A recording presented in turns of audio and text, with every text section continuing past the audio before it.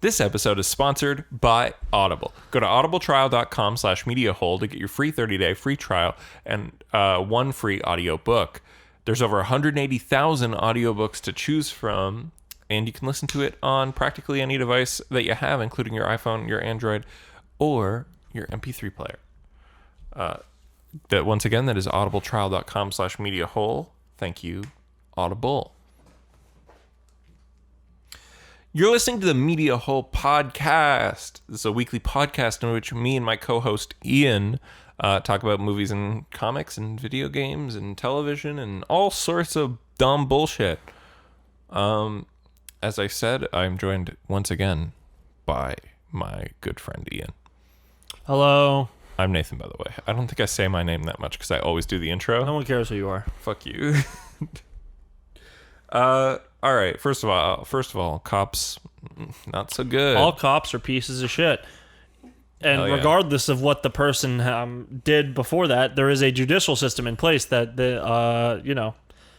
we don't live in the time of Judge Dredd. Yeah.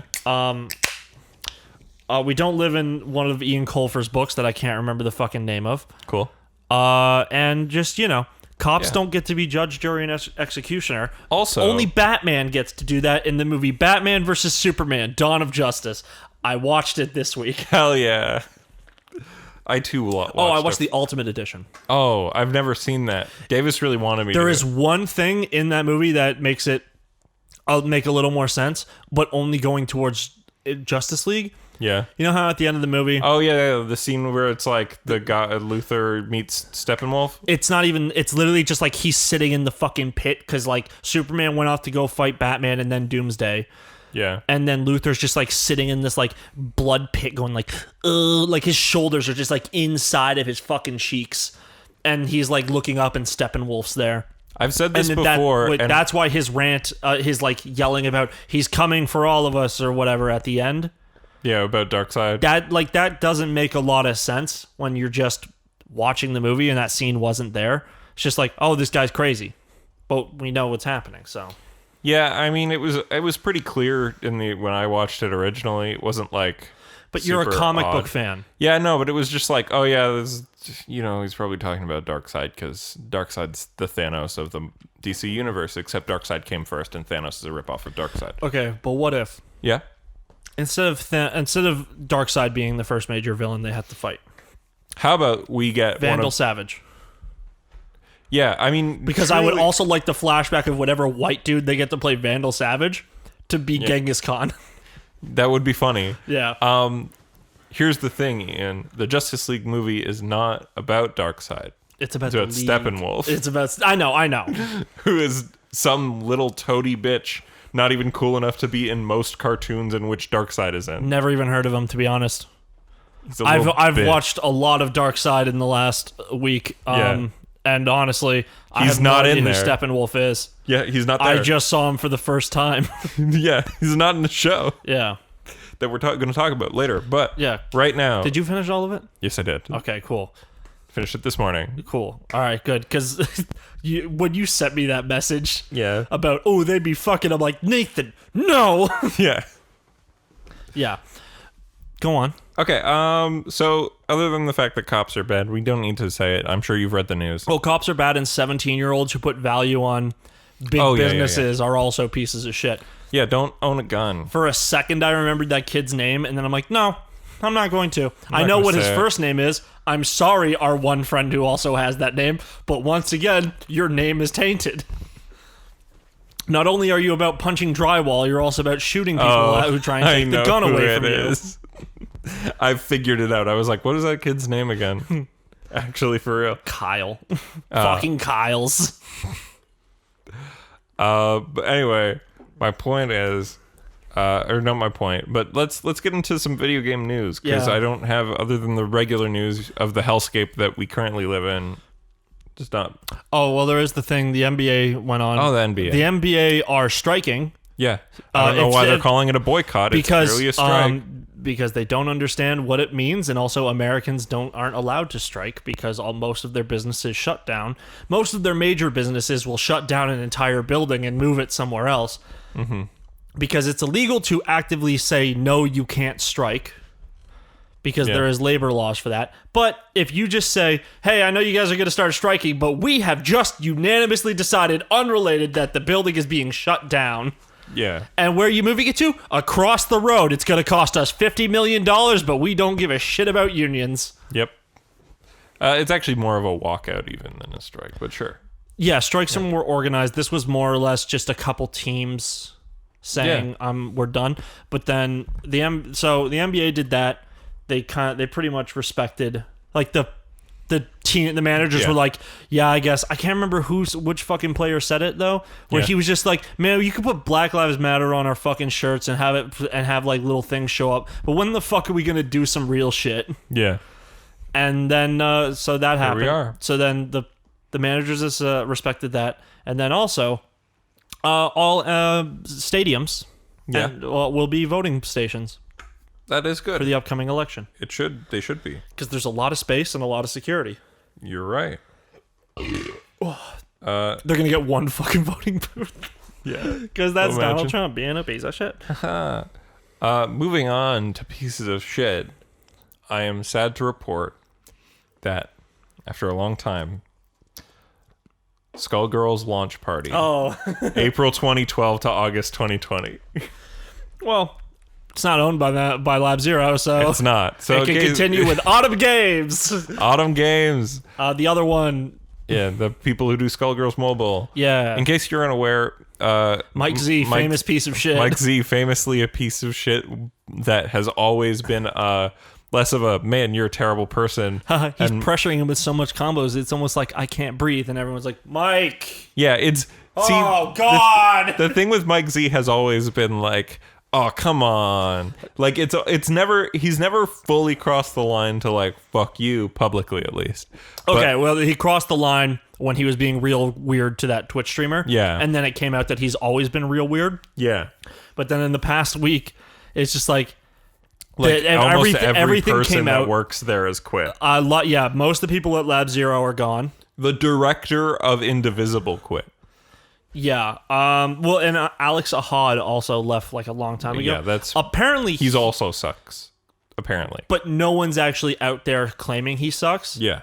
But the reason Mike Z sucks is because he is the sole owner of the company. Yeah. There is no board. They said to him, hey, this place is going to go down and we're going to lose everything if you remain the only owner. The CEO. So if you step down from your position, you can still be the owner. A board of directors. Yeah, but we have like a board and like other people running the company so that you're not involved. You're just still the owner. You can still make quiche off of it and we'll give you a payout.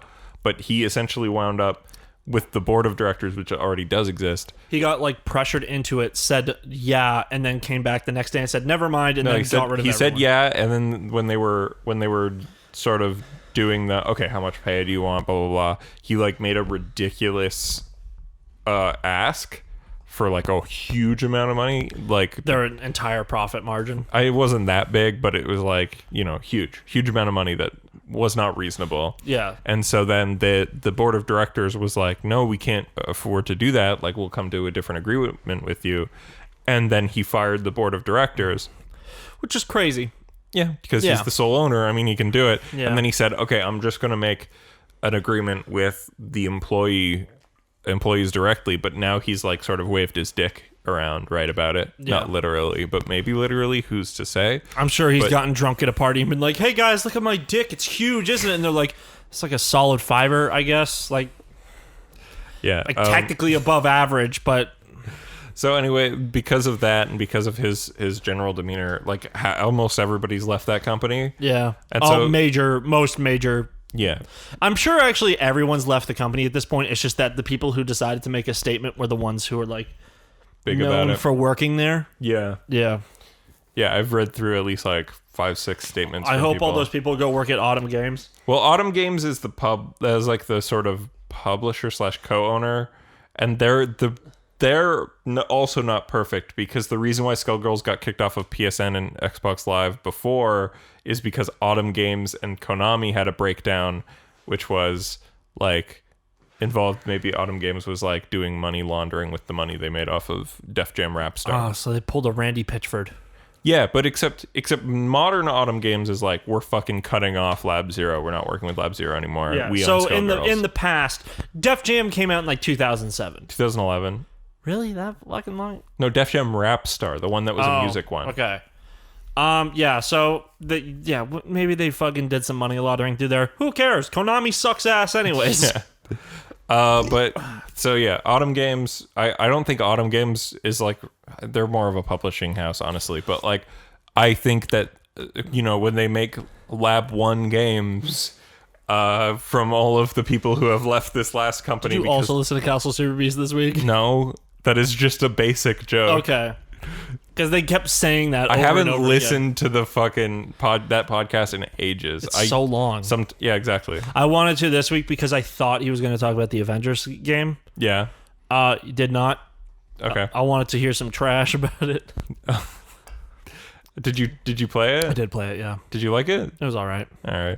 If it was a purely single player, if it was like a straightforward like one story game, yeah, I would be like, okay, but I don't know. It's the gas. The gas. The gas is the downfall of that game. Sure. Yeah. I still like it despite it, because I even like the random missions. Whatever. That's fine. You're allowed to like that. I like that in Destiny, and I like that shit in Monster Hunter. And in any other MMO games as a service shit I've played. It's just this one doesn't grab me because that opening section felt really cool. Yeah. It was like, great. I would love to play a whole game that just felt like this, but then they're like, all right, now go run around and flip some switches. No, use your giant fist to punch some red lights. And I'm like, okay. So you liked the story levels, but not the other shit. That first level, I know people were hating on it because the QTE that they try to make you do. It's not a QTE. It's basically a thing that says the cutscene's over. Can you play? Are you paying play attention? The game now? We don't want to throw you into combat yet. Yeah. Yeah. QTEs and like, because Crystal Dynamics made this game, right? Yeah. And they made the Tomb Raider games. Yeah, where if you don't do a QTE on those, it's impaled, straight up torture porn. Like, yeah, you can hate on it all you want. Well, the second one's not like that. But there's tons of games where, like, it literally does that, where it just sits there. And I saw people going, like, can we go back to these old QTEs? And it's from some fucking old Spider-Man game where if you don't do it, he just face plants and then cuts close to the woman's face. Says, I'm gonna die. I know exactly where that happens, and it is in the first level of Spider-Man 3 on PS3. Mm-hmm. Yeah, so then the fucking... Because I've played the fuck out of Spider-Man 3, baby. The building just explodes. And explodes. It's like a really funny meme, but like... Yep. Yeah. Tons of games do that. Hey, are you still here? The cutscene was long. Is the controller in your hands? Yeah. Yakuza does that shit all the time. Yeah. Kinda. Some cutscenes. Depends on the game. Yeah. I can't remember one right now. I'm sure it's happened, but those games just bleed together when you've played them all in like a fucking week. Yeah. But yeah, anyway, Mike Z sucks. Yeah, Mike Z sucks. Make a new Lab Zero / just everybody Lab but him. -1. Yeah, everybody but him. Make a studio. Keep making Skullgirls, because everybody there is like, we love fucking Skullgirls. They don't make Skullgirls anymore at Lab Zero. It's actually all Autumn Games and the mobile one that does it. Yeah. Really? I thought Lab Zero was also working on putting the new character in the main game. I think it's all Autumn, because Autumn Games used to be Reverge. I think actually No, Lab Zero used to be Reverge. Oh yeah. Okay. Yeah, so I have no idea who actually works in that game. Hopefully, if Autumn Games owns the rights, hopefully they can just be like, "Hey, mobile devs, would you like to just try your hand here at the main game?" Yeah, see if it works. Yeah, I think try to hire all the other people first and get their whole thing. Maybe you transition into being a dev studio as well. Yeah, get some Gearbox shit up in here. But yeah, not all. Yeah, actually, you got rid of the Gearbox shit already. Good Gearbox. Yeah, that sucks. Skullgirls launch party is over after 8 years of the party. Skullgirls launch party is over until we get the same dev team, but like without Mike Z. Yeah, until they open a new place and they go, here's more Skullgirls. I saw someone fucking say, "Oh, I hope they remove like all the." It's like this game isn't pure. it still has Mike Z's dirty fingerprints all over it until they redo all of the code. I'm like, man, fuck you. No. I'll just go in and Control C, Control V. He didn't write it anymore. Mike Z is a huge piece of shit. He's also great at writing netcode. So just leave the fucking code in the game. That's stupid. Yeah, also he doesn't... Are we going to go to Killer Instinct 2013 and remove the netcode from that game because they hired Mike Z to do it because he knows how to fucking do it? Yeah. No, that'd be stupid. All right. Next news. Nintendo Direct Mini Partner Showcase. This one wasn't as good as the one last month. I didn't even know it happened. Well, guess what, Ian? I got 2 pieces from it. I initially did the thing where I wrote everything, but there was too much news this week. We need this episode to be short because we did a 4-hour episode this month because we're stupid. I was drunk. Yeah. Anyway, so Nintendo Direct. There were 2 big announcements. You know what you could do? I'm cutting here because I don't do what he says. Okay. So let's see what we got here. We got a monster already. We got the Kingdom Hearts rhythm game, Melody of Memories, comes out November 13th, baby. It's going to be on Switch. The Switch version is going to have an 8-player mode exclusive to it. The music. They should put that that Kingdom Hearts collection out for the Switch. Yeah, I don't know if it'll run on the Switch. I think it could. I think if you downgrade it a lot. Downgrade it. Well, a lot of those fucking games are old PS, like Kingdom Hearts 1 and 2, even the HD versions, they got to be able to run on the Switch at least. I don't know if they will because the HD version, at least of 1, the original Kingdom Hearts 1, they actually lost the source code. So Kingdom Hearts 1 remake thing is actually a true remake for fucking bit by bit because Square Enix lost the code for some reason because they're stupid. They did the same thing with fucking Final Fantasy VIII. That's dumb as fuck. Yep. Yeah. I don't know. Just fucking... I think they could all run on the Switch, especially since some of those games are like 3DS and PSP games. Yeah, I don't think 3 could because 3 would probably actually need to do some work with it. Yeah, you'd have to Witcher 3 that shit. But the fact that this new game is a sequel, yeah, but you can't play any of the previous games. That's what I think is kind of dumb about Xbox's thing right now. Yeah, they have Yakuza 7. There's things in Yakuza 7 that are direct references and even Kiryu coming back, but you don't 7. have to know. But wouldn't you like to? It's not important to the plot. Wouldn't you like to, though? Ian, there are worse starting points for the series. Yeah, 5. Yeah. 4 was meant to be a starting point. Yeah, because you start with Akiyama, and then they kind of just tell you everything anyways. But the fact that on Xbox, you can only play 0, 1, 2, and then 7. Yeah, but I mean, just get 3, 4, and 5, 0, 1, and 2. 6 from PlayStation. And then 7. Yeah. Yeah. Also, the other announcement that's dope as hell is Taiko no Tatsujin Rhythmic Adventure Pack. Is that the Taiko Drum game? It's Taiko Drum Master RPG.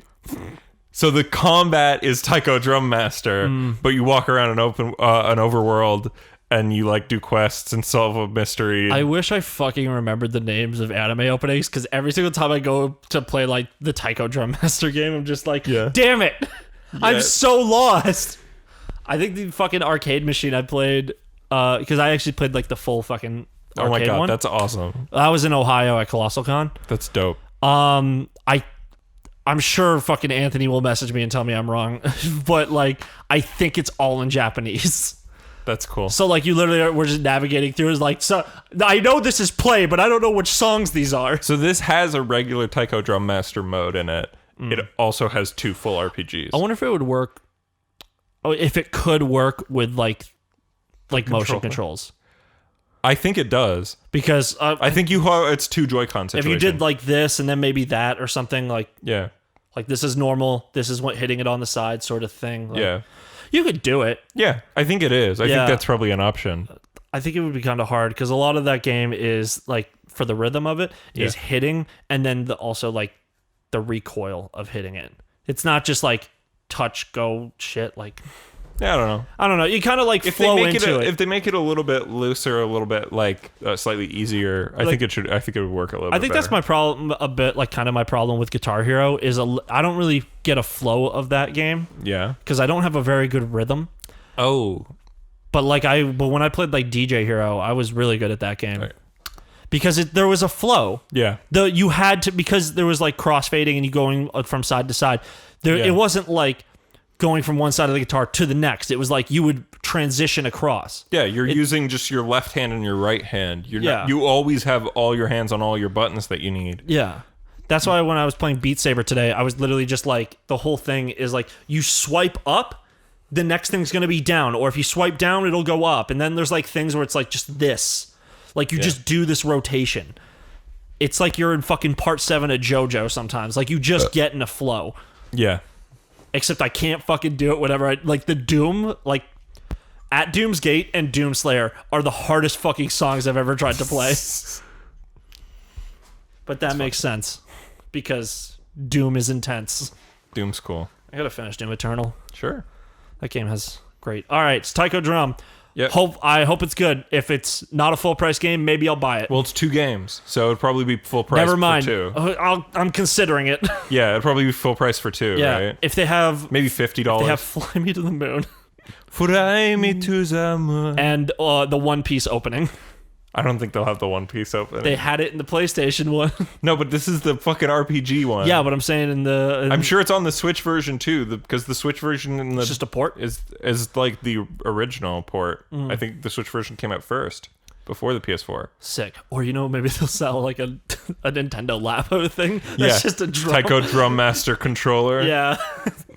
All right. Yeah. I'm still waiting on the GameCube keyboard controller for Switch. It's just playing... Actually, I guess if you pick up the Switch and do it undocked, it's not like it works on the screen anymore. I think if they put out a Switch 2... Yeah. Well, not Switch 2. It's like that enhanced Switch that there's rumors about. Switch Pro. I think what they might do is have like a cord that still attaches the Switch into the dock. So then you could play it like... This could be how they bring some Wii U games forward. Is it? It would still connect. The data would still go through. In my brain, a Switch Pro would just be the dock and the Switch combined with fancy. It would just be hardware. like a thicker Switch with all those fucking shitty things that are like hidden in that little compartment at the back there. I'm pointing at Nathan's Switch. Would just be like a thicker enhancement on the back. There'd be a better fan, and like there would just be HDMI, USB all along the top or the bottom. I feel like it'd be the opposite of the Switch Lite, which the Switch Lite can't go into TV. I feel like the Switch Pro can't go into handheld. I think you lose a lot with the Switch by doing that. Yeah, I know you'd lose its main feature. But I'm saying, on the other hand, you also lose its main feature when you are just playing with the Switch Lite. I'm saying if you take the HDMI, you get the HDMI and you can plug it into your TV, and you can either like lay it down and the screen will shut off. You don't need a fucking dock anymore. The Switch itself is the dock. If the HDMI cord is in, it goes to whatever it's connected to. But then if you pick it up, you can play Wii U games. Oh, like the PSP. Yeah, because that is a touchscreen. Yeah. Yeah. So that's how you get the GameCube controller with the touchpad, because it would just be in the center. It would be in the center of your fucking thing. I still want the GameCube keyboard. You could get Typing of the Dead. Typing of the Dead. I wonder if that controller actually, the GameCube keyboard one, would work with the Switch. It was only for PSO. Do you think it would work with the Switch though? The original GameCube controller. Yeah. I bet it would, because the dock, if you got the fucking GameCube adapt, I bet it would work. I should fucking see if I can find that controller. I think they're really expensive. How expensive? I think they're like $450. Fuck. 100 I could swing, but I'll show up to a fucking local Smash thing when we're allowed to do that again, just holding that controller. This is the only way to play. Yeah. Y'all aren't on this shit. The next piece of game news I have written down is... Another finger on the monkey's paw coils inward as they announce a brand new Perfect Dark, but it's a third-person shooter instead of a first-person shooter, and it's by The Collective, who does the fucking bad Gears of War games. And Microsoft called this game... The Collective... Do you mean The Coalition? I thought it was The Collective. No, it's The Coalition. Sorry, it's them. Because Epic Games didn't want to do it, and just like how Halo became... It was 343, which is Coalition. a direct reference to Halo. Collective. But the Coalition is a Gears thing where it's the Coalition of Gears. Yeah, so it's by the Gears people. Yeah. Well, who knows? Oh, it's just gonna. I bet it since it's third person and it's by the Gears guys. It's gonna play like Gears of War. Yeah, that's not what Perfect Dark is. Yeah, it's gonna be fun. It's gonna play like Mass Effect. Perfect Dark, by the way, is better GoldenEye. It came out. It's basically the sequel to GoldenEye, except it's made not by Rare, isn't it? Yeah, yeah. It was Rare's follow up to GoldenEye. Like, so it's golden. It's GoldenEye, but controls better. It's GoldenEye, but you're a girl. Which makes it better. Yeah, you do cool spy shit. How do you make a game better? Make your protagonist a woman. Yeah. It's a cool spy thing. Also, hot Microsoft, women only, though. Again, please, Microsoft called it a quadruple A game. This is that game. And it's like, fuck you. Yeah, fuck off, Microsoft, for that one. It's just going to be more expensive Gears of War, Microsoft. Thanks. Do you know how fucking heated I would have gotten if that was like, if Neil Druckmann said that? Yeah. I would have lost my goddamn mind. Yeah, come on. Yeah, fuck off. Like, Perfect Dark is cool, and I don't think the Coalition's cool. Also, we don't need... What's... You know how, like, Steak goes, like, AAA? Yeah. Actually, does it go 4As as well? No. For quality to beat? No. That's part of why people are like, this is a stupid thing to say. Quadruple A. Yeah. But there is a level above AAA for meat. Yeah, probably like Kobe beef. No, that's just a type of... That's a cut of meat. Yeah. I don't know. It was a thing. It was a whole fucking plot in Food Wars. Sure. Yeah. Platinum grade. There we go. That Maybe. sounds good. Actually, I think that's what they call the steaks at Metro. Like, that's their butcher shop they have. Yeah. It's called, like, Platinum Meats. Nice. Yeah. Platinum Games and Platinum Meats. The best place for both of their respective things. Whatever. Anyways... Moving on to the next piece of news. What the fuck did we just talk about before Perfect that? Dark. Perfect Dark. Hope it's cool. I don't mind a third-person game. Let's not have it controlled like Gears of War, though. Imagine, Ian, if you will, that they made Halo 1 and then Halo 2, which was a prequel to Halo 1, but it was bad. And then 15 years later, they made Halo 3, and it was in third person. Is that your whole thing? That's Perfect Dark. Okay, that's the Perfect Dark franchise. Why did you use Halo? Why did you use Halo? Because I know that's a game series you care about. That's I care in first about a person. lot of games. Oh, okay. Could have said Call of Duty. Fine. Imagine they put out Destiny 1. All right. A bad game. Yeah. A game that took 3 years to be good. And then they put out Destiny 2. A game that took 3 years to be good. But imagine opposite. Imagine Destiny 1 was Destiny 2 quality. And imagine that Destiny 2 was Destiny 1 quality. And then and it was a prequel. And then 15 years later they made a third one, and it's a completely different style of game by a completely different developer. Yeah, but it's not like if Rare was actually doing it, it would be the same type of game. No, I don't. Because Rare's not. I don't know not the same dev team exactly, anymore. right? But like, it's I don't know. And Maybe they're get too- 343 to do it because they need help. They need to do something that isn't Halo now. No, I don't think they would. I think they're sick of Yeah. Halo. I think they've been sick of Halo for 2 Halo games. I think like the guys who worked there were like, I really wish I worked at Bungie instead of here. But Well, then Luke I Smith heard- is like, no. I heard people were like okay with Halo 4. Like I didn't hear that people hated it the same way they It hated wasn't 5. as good. It was because, Yeah. but with Halo 4, it's like we just played the most amazing game that has ever existed, Halo 3. Oh, I thought you were going to say Gears of War Judgment. No, Halo 3 is like, for people who like Halo and were like Xbox kids, that's like the Ocarina of Time. Mm-hmm. It's literally a masterpiece. Yeah. And then they put it, I think and then Reach came out, and Reach is also pretty good. It just plays differently. Yeah. So it was like, all right, I think if Reach came out and it was a different game, or like it was a longer period, we all would have been like, Reach is amazing. But then Halo people 4 think came Reach out. Reach was the best one? I thought Reach was the best one. Reach has a good story. I heard, Well, not really, because it's like, oh, you know all these people will die. Yeah. But, you know, it's the journey. It's like the place you go through. The fact that it takes the game takes place in the country and then the city. Yeah. Like there's, it's places where like Halo 2 starts in the city and then you go into alien locations. This is like, you're in the country, you're in the city, you're on a Covenant cruiser, and then you're in the city, and then you're in the desert. Well, you're not in the desert. You're on like a mountain. Yeah. But like, yeah. Halo 3 was great. Oh, then it was ODST. ODST had a really good story. Yeah. And but it's no just multiplayer. 3. It's just 3 again. It was 3.5. Yeah. But also 2.5, because that's when it takes place. Prequel. Yeah. Yeah. And then Reach. And then we were like, all right, Reach was cool. 3 is still the best one. We're back to Master Chief. We're like, our expectations are high. They got these, like, They got it all out of the system with this fucking sprinting nonsense, these armor abilities. Let's get back to classic Halo gameplay, and it's like Master Chief shows up and he immediately can sprint. We're like, fuck! No! Yeah. And then they also introduced Reticle Bloom to Master Chief, which was a thing that he didn't have because his arms are just sturdy. Yeah. He doesn't have recoil, or he has recoil, but his arms are so good it's like he doesn't.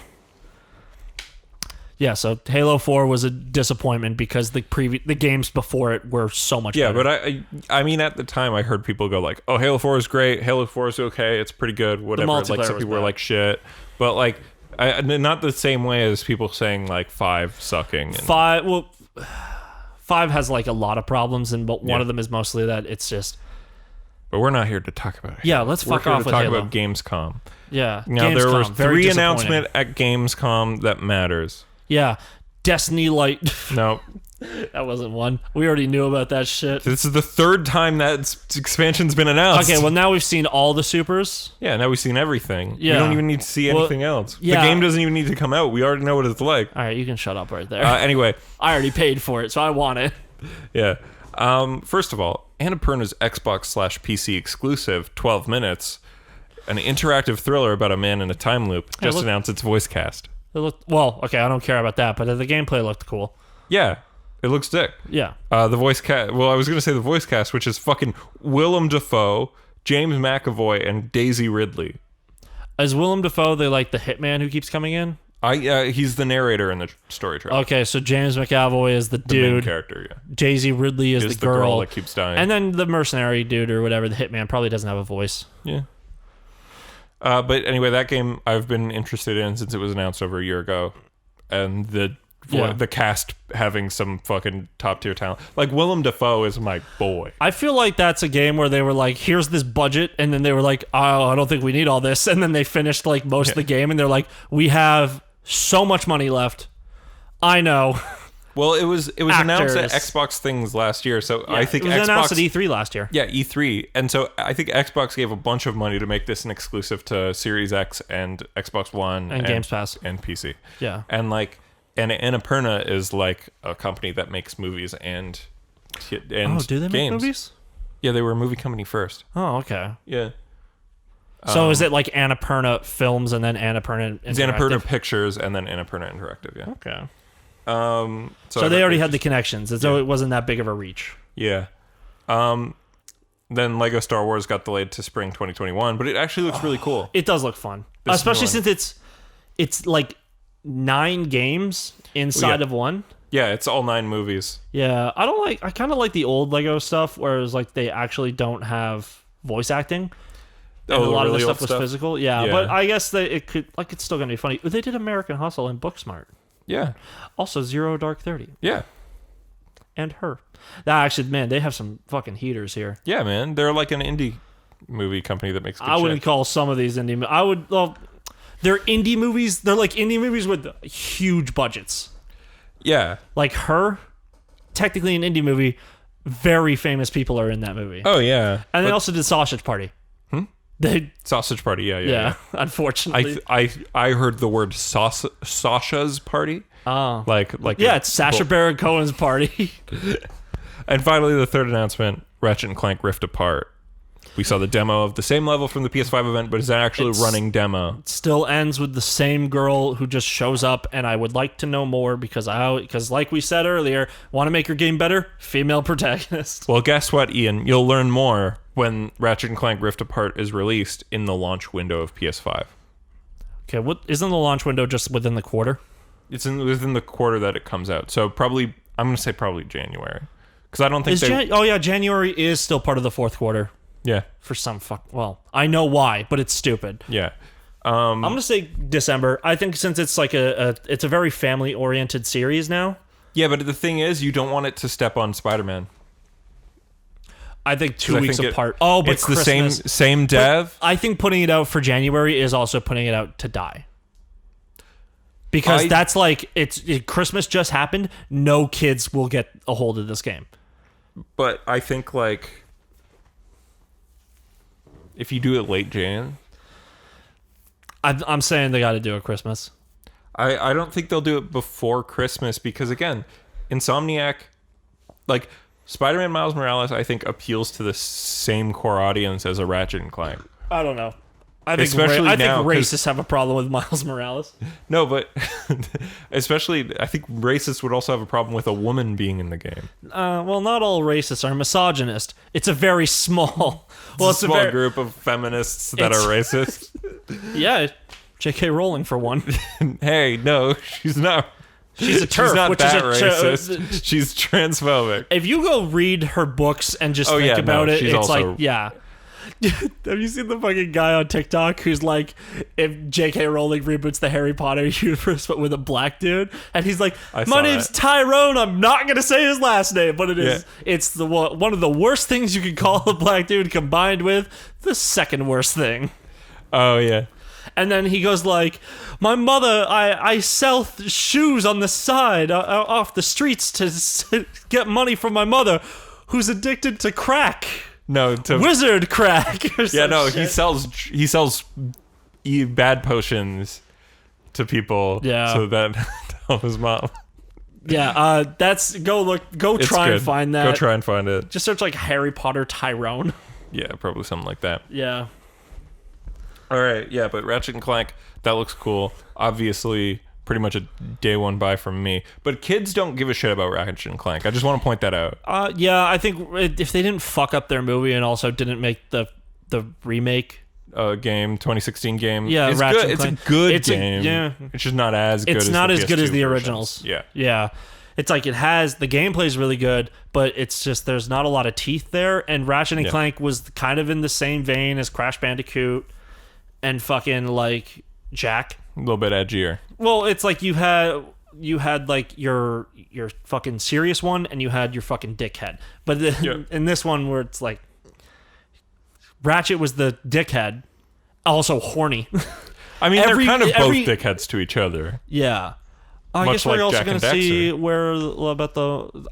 this was a full reboot? No, I believe this is not the reboot timeline. I believe this is in the regular timeline. Okay, so I think in the regular timeline we know about Lombaxes. Yeah, because there was a crack in time happened. Yeah, where before the thing is there's no one like Ratchet because Ratchet was like the only one. This is the last one, yeah. But then, is he still the last one? I guess this girl, she's a Lombax as well. Yeah, but she's in another universe. She's a Ratchet. She's Ratchet in a different universe. What if she literally shows up and she's like sees Clank and she's literally Ratchet from another universe where the same shit happened. Yeah. But Clank was also her partner, so she's like talking to him and he's like, "I don't know who you are." I can't do his voice. Was there a Clank game on the PSP? You mean Secret Agent Clank? Yeah, I played the shit out of that game. That game's great. Yeah. Because that's in the universe of his show. Yeah. That he's on. Secret Agent Clank was a good game. Daxter, on the other hand, is a just okay game. But I played that game multiple times because it was like it's not a multiple time. Yeah, it was the one game I had on like PSP though. It's cool that it takes place between Jak 1 and 2. Yeah. It explains how he got Jak out at the beginning of 2. Yeah, and I think they play the final cutscene in Daxter. Yeah.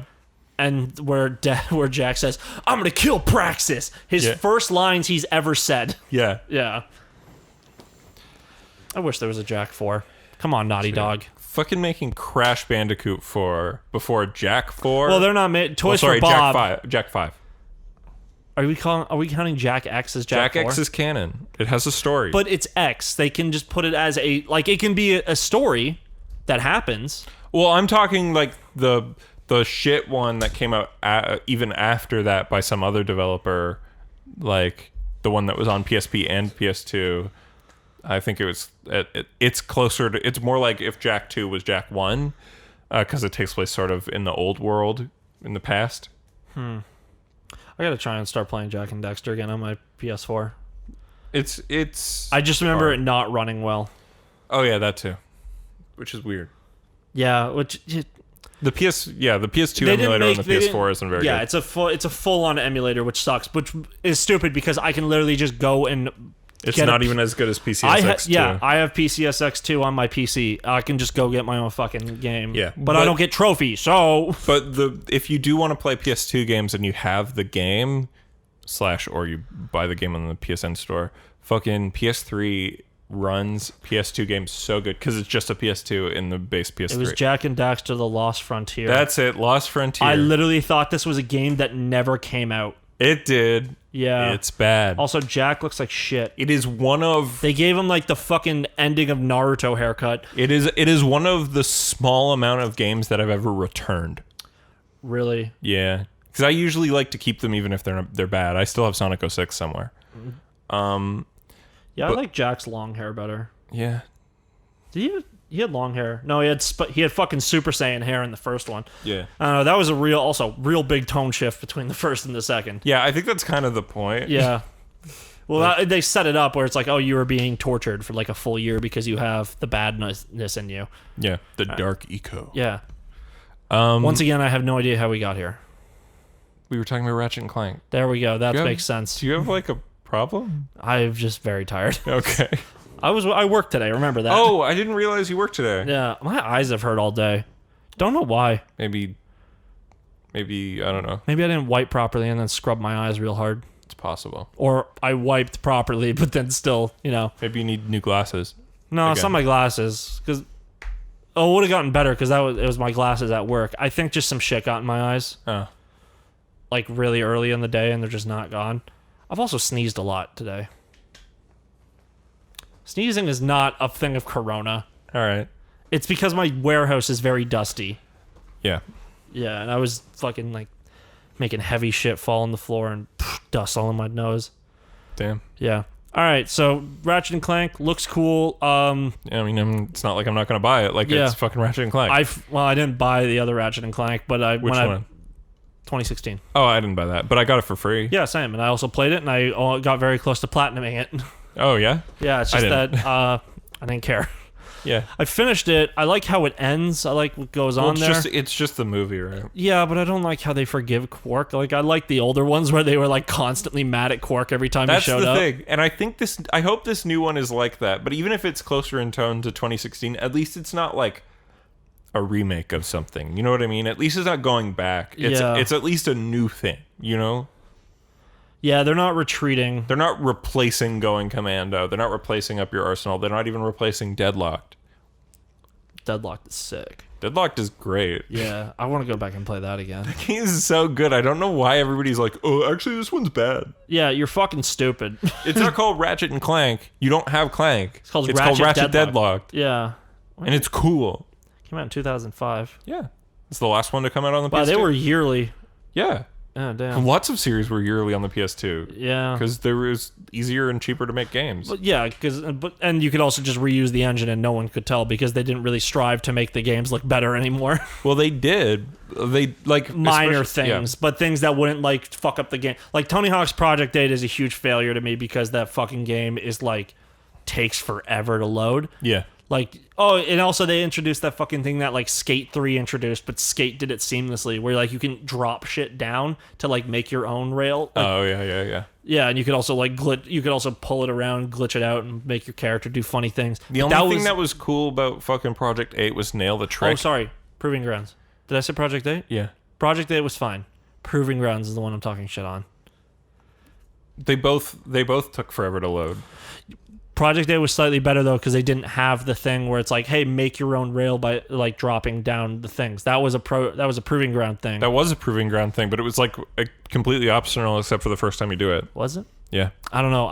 In Tony Hawk games, I like to do everything. Sure, yeah. Like I played all of Proving Grounds, but Proving Ground expands Nail the Trick to add Nail the Manual and Nail the Grind, which is cool. Sure, but I don't know. The whole game was very boring. Well, I would say both Project 8 and Proving Ground. I would still say I don't want to play again. They're bottom tier. They're low tier, yeah. Yeah. They're not bottom tier because Ride and Shred exist and HD exists. Look, if we got to go through every single fucking Tony Hawk game that's ever existed, I only go through the mainline games. Yeah, you're right. Which is 1 to 9. What about Downhill Jam? Was that? That's not a mainline. That's a spinoff. Yeah, but it was on console. Yeah, but so was Ride and Shred. Yeah, but it doesn't. Ride and Shred had a new peripheral. I'm saying 1 to 4, Underground 2, American Wasteland, Project 8, and Proving Ground. So 1 to 9. Okay. And then their respective remakes. So like Pro Skater HD and Pro Skater 1+2. Yeah. Yeah. Wild that we got to do fucking remakes of the same games because the first time they fucked it up. Well, so the first bad. one was just a full, like a shitty remake of the first game, and everyone realized, oh no, I really only like Tony Hawk after I got the Pro Skater 3 because reverts are a thing. Hold on, it did the same thing with the reverts and shit, and it's 1 and 2. That was a DLC, and you could only revert to keep your trick going on the DLC maps. Where in this one, they were like, oh shit, just add it to everything. We have to add it to everything because their programmers, while they were testing, were like, why can't we reverb? Yeah. Revert. And it's like, because that was in 3, and it's like, we'll put it in this one because it's fun. Because it's the best way to play. Yeah. But that's all the news for games. Now let's talk about our weeks, Ian. What are you talking about? That's all the news for games. That's all I had. But what about World of Warcraft Shadowlands? Who? What about Destiny 2 Beyond Light? What? What about Call of Duty? Come on, can we at least hate on Call of Duty real quick? Fine. I Ronald Reagan's in the new Call wait, of Duty. I can't wait for Ronald Reagan to respect my pronouns of they/them, and then tell me to go kill the filthy leftists. Yeah. That's a tweet from someone else. Press F to ignore the AIDS crisis. Press F to implement trickle-down economics, which totally makes more sense than socialism. That was a good Reagan impersonator they had, though.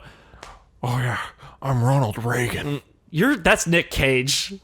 I'm Nick Cage playing Ronald Reagan in the new video game Call of Duty Black Ops. Yeah, I'm not going to attempt to do accents because I'm not very good at them. I only. No, do wait, them you're when right. I've No, been drinking. Reagan's more like, hey, it's me. I'm Ronald Reagan. That's him, right? Yeah, that's closer. That's closer. That's like sounds like Ronald Reagan when he's trying to fuck. Like, you know what? Fucking gay people, am I right? you're going too deep. He's a little higher. It's Ronald Reagan. Now you're going like. I'm doing my best. Yeah, I know. It's just you can't do it very well. You're trying so hard, but it's not working.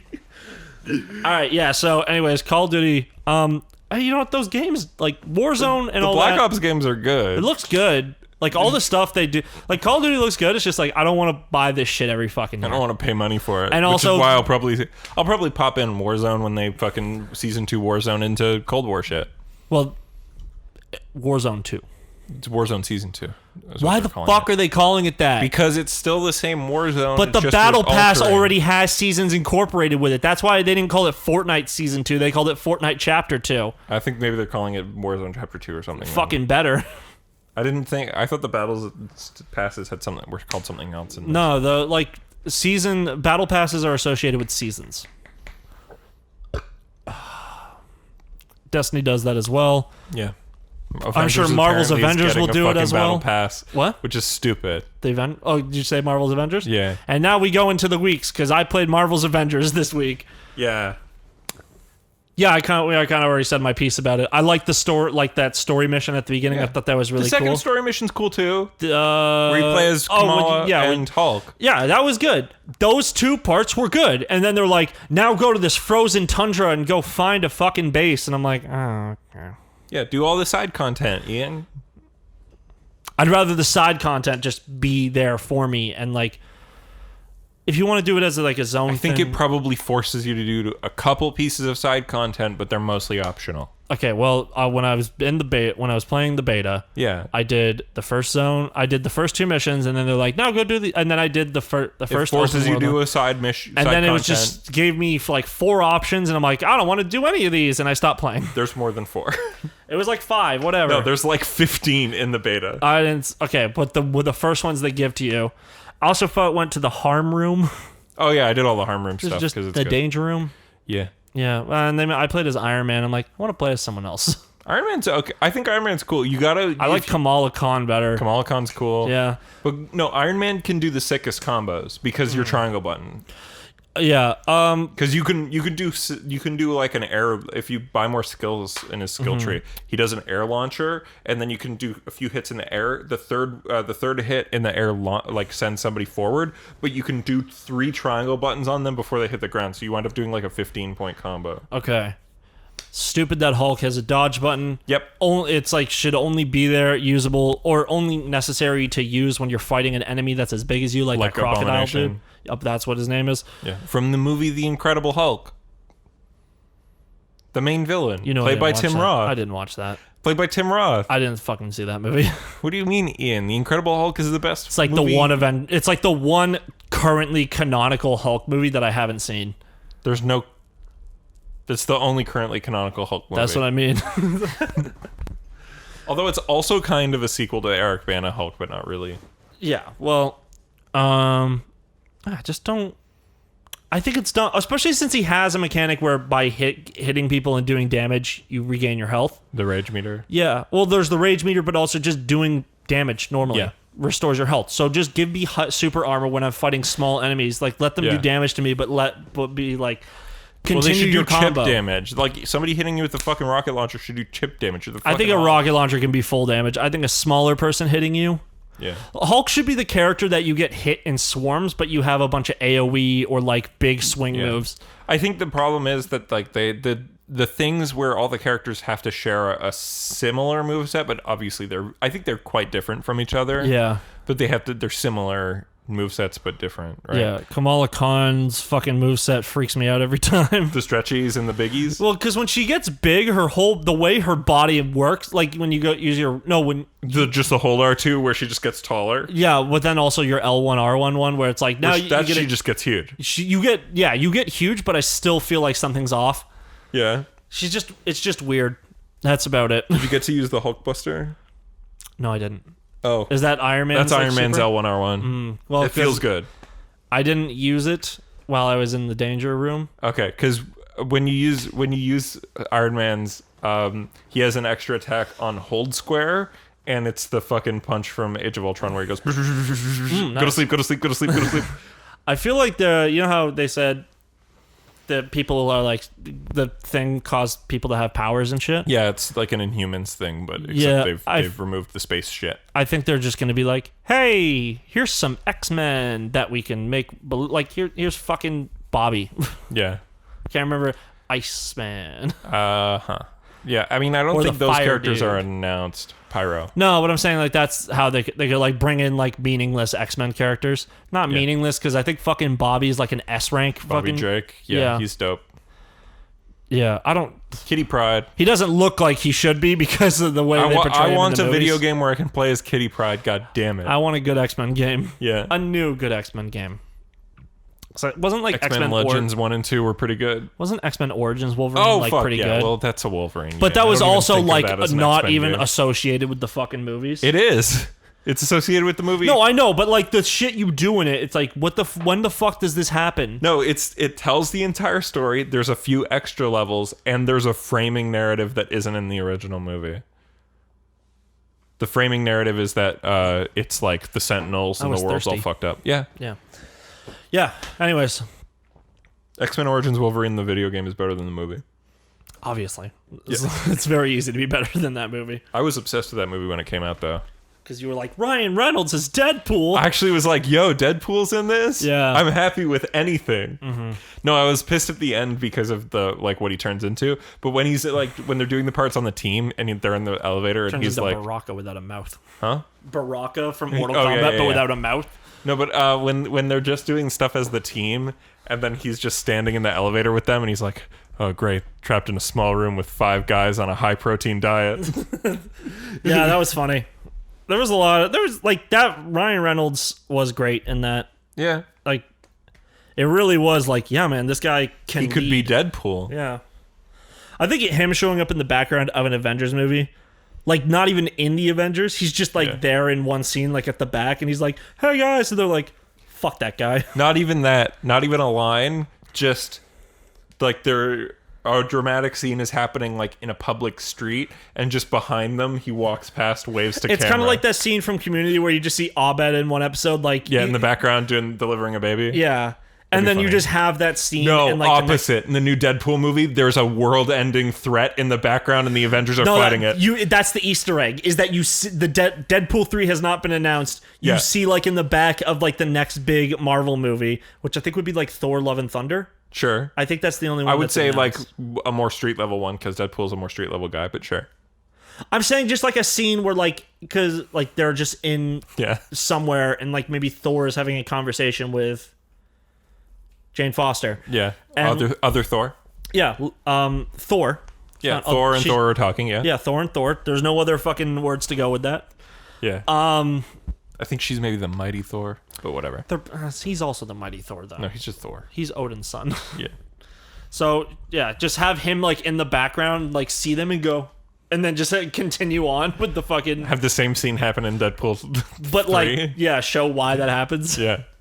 Or just, like, they're having a conversation. You see Deadpool as a very small speck in the background. Yeah. And then you see, like, as the scene goes on, you just see him, like, fly through the air because someone, like, threw him or some shit.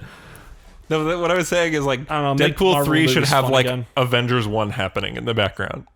Just, like, the city's being destroyed and Deadpool's, like, just doesn't notice. I think that, unless you, like, went back in time, because I think Deadpool doesn't get his powers till Avengers 1. Well, it hasn't existed in the... It's not... Yeah, it's not actually, you're right. yet, It doesn't have a place in the canon because the... But Deadpool 1 is, like... There's... The ending of Deadpool 1 seems to take place in one of the crashed helicarriers from the end of Cap 2, but there's no confirmation on that because, like... Because they weren't the same... universe at the time. But, like, it looks like it does. We don't even know what city fucking the two Deadpool movies take place in. New York? It's Vancouver. New York? It could be New York. It could be... Must have been nice. Ryan Reynolds gets a Seattle. Like, film a movie in his home fucking his own province. He's like, I yeah. get to go see my ma. His Twitter name is literally Van City Reynolds. Yeah. Like, that's his hometown. Like, he'd be like, sick. Yeah.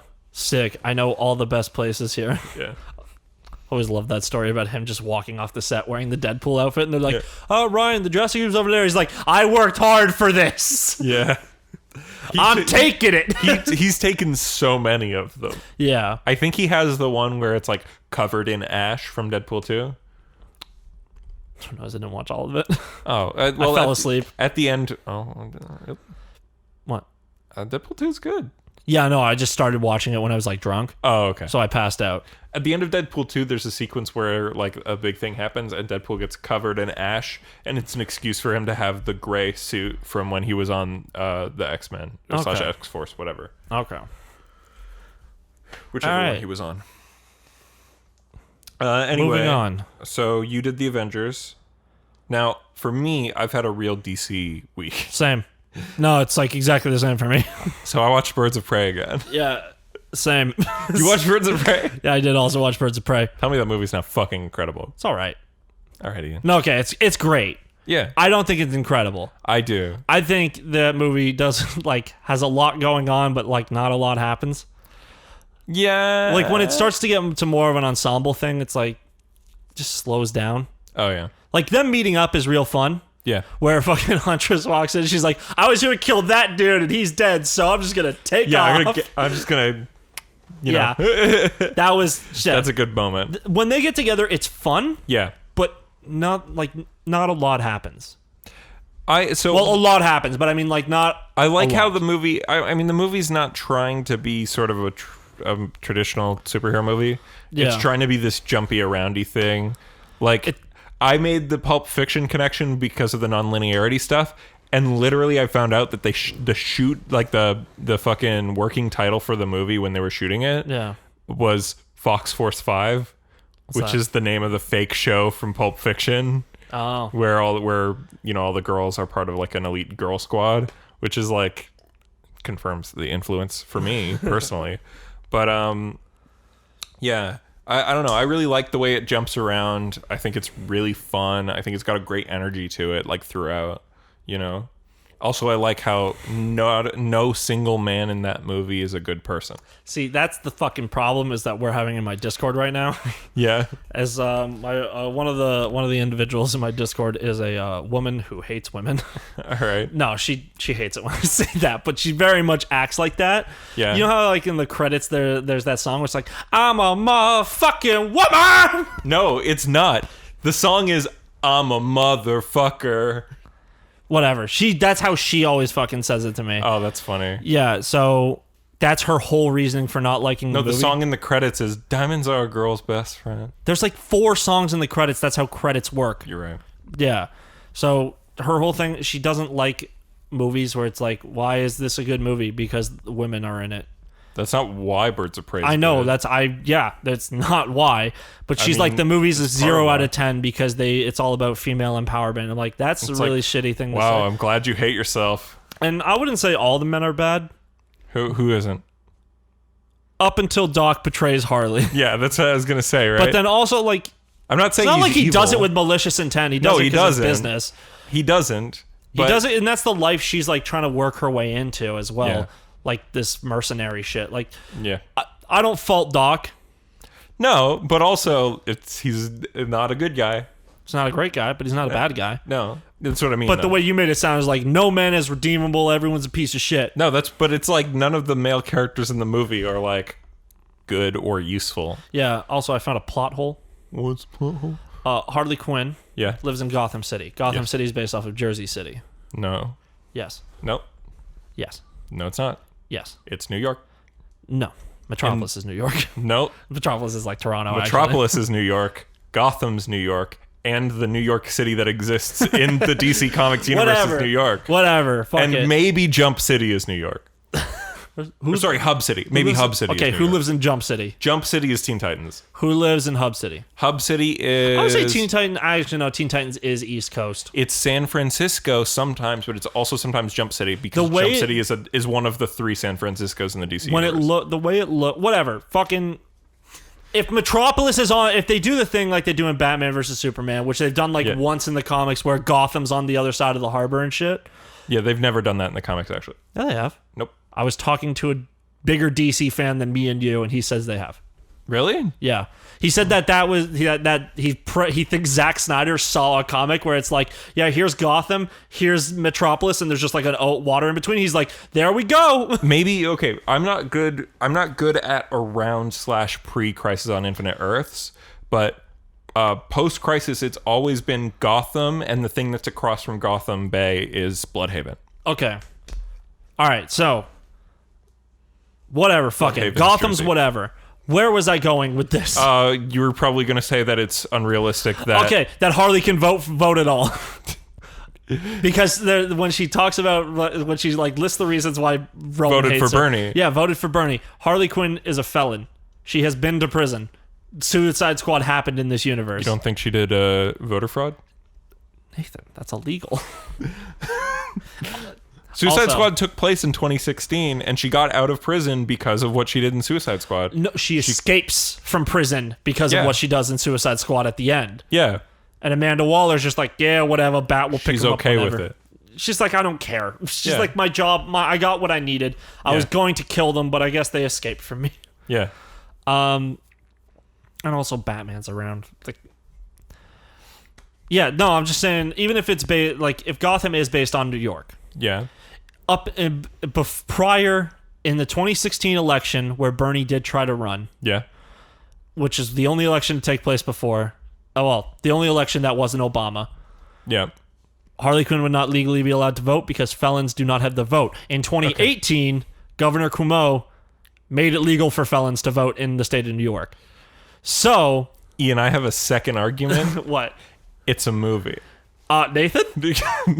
I don't think so. Gotham is a real place. I always thought if you were to put Gotham and Metropolis on the map, I know New York actually. I would say Metropolis is in the Midwest. I would have said Metropolis is New York. In the television series Smallville, Metropolis is in Kansas. So it's Kansas City. Yeah, but it's like if Kansas City was as big as New York. I would have said Gotham's like Chicago though. In The Dark Knight, just The Dark Knight of those 3 movies, Gotham is Chicago. Well, they just film it there, but they still call it Gotham. But they also film it in Toronto. Chicago. Yeah, because it has the train system. I mean, I thought you were going to say that Gotham City in Birds of Prey looks like a completely different city than it does in Suicide Squad and Batman v Superman. No. Because it's filmed in LA, whereas Suicide Squad was filmed in Toronto and Batman v Superman was filmed... It's all a fake city anyways. Yeah. It's I love LA Gotham though. It's more fun than fucking Batman v Superman Gotham. There's a lot of reasons why that. Yeah. All right. Yeah. So movie's great. The sequence where she sings, the two scenes where the movie becomes a music video are both great.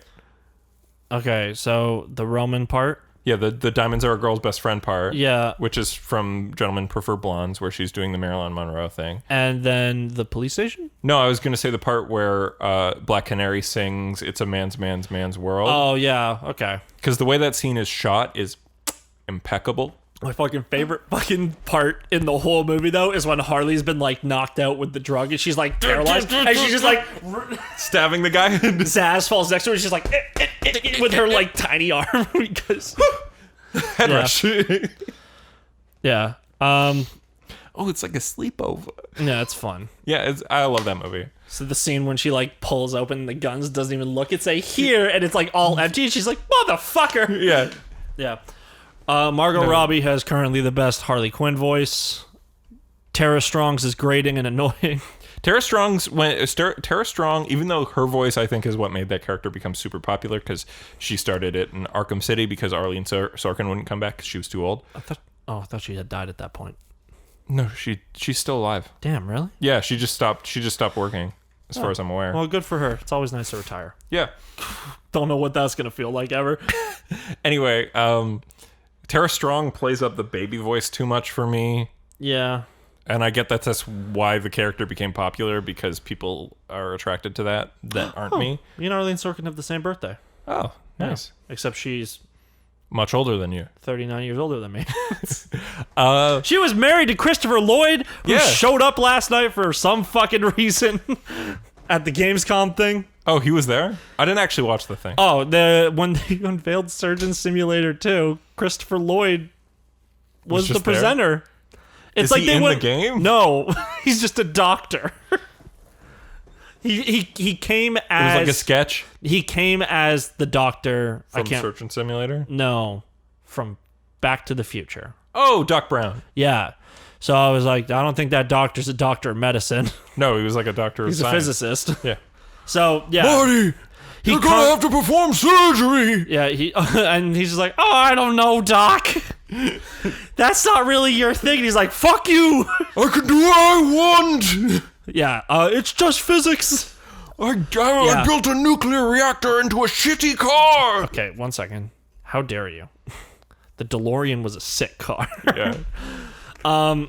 You're just not a car guy and don't understand. When's a DeLorean going to show up in Fast and Furious? Am I right, fellas? Fast and the Furious Back to the Future crossover. That would be funny as a sketch. Yeah. But that's it.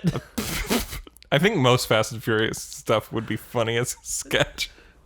No, because it's if you were just like, I'm going to make fun of how Paul Walker can't act. And I was like, all right, cool. We all know that. That's not the reason why we like Fast and the Furious. Anyway, back to Birds of Prey, though. That movie, honestly, I love it. I think it's so creative. I think it's so fun. It plays with the form way more than any superhero movie I've really seen in a long time. It's got, and also there's the scene in like the scene when they're when the gang first gets together, and the scene in the taco place. Yeah, at the end, it feels like the fucking best scene in all of Avengers history. The shawarma scene, except better. Fuck you. Well, the scene. Age of Ultron. Yeah, Age of Ultron. The best scene in the worst movie. The best scene in the 4 Avengers movies. Yeah, I would like them to do another scene like that, but like as a bit, because that was like a party where it's like the after party was just the Avengers. Yeah, but I think it would be better now that the Avengers is a fucking massive team. Yeah, is just everyone together hanging out, because there's characters now that we have never seen interact. You know, it sucks that. By the way, sorry, just to go back on that. It sucks that Avengers Endgame didn't have a post-credit scene, because they should have done the shawarma bit again, but with every single actor packed into a giant restaurant. Or even tell me that wouldn't have been fucking hilarious. A smaller version. It's like Cap with fucking Peggy Carter, and he's just like, yeah, this shit I've had. I don't know what if he ever told her that he's actually from the future. I think, or he's just like, hello, I've escaped from the ice. Again, my theory is that by going back in time, he's created an alternate universe, so he didn't have to do the thing like in that Warp Zone sketch.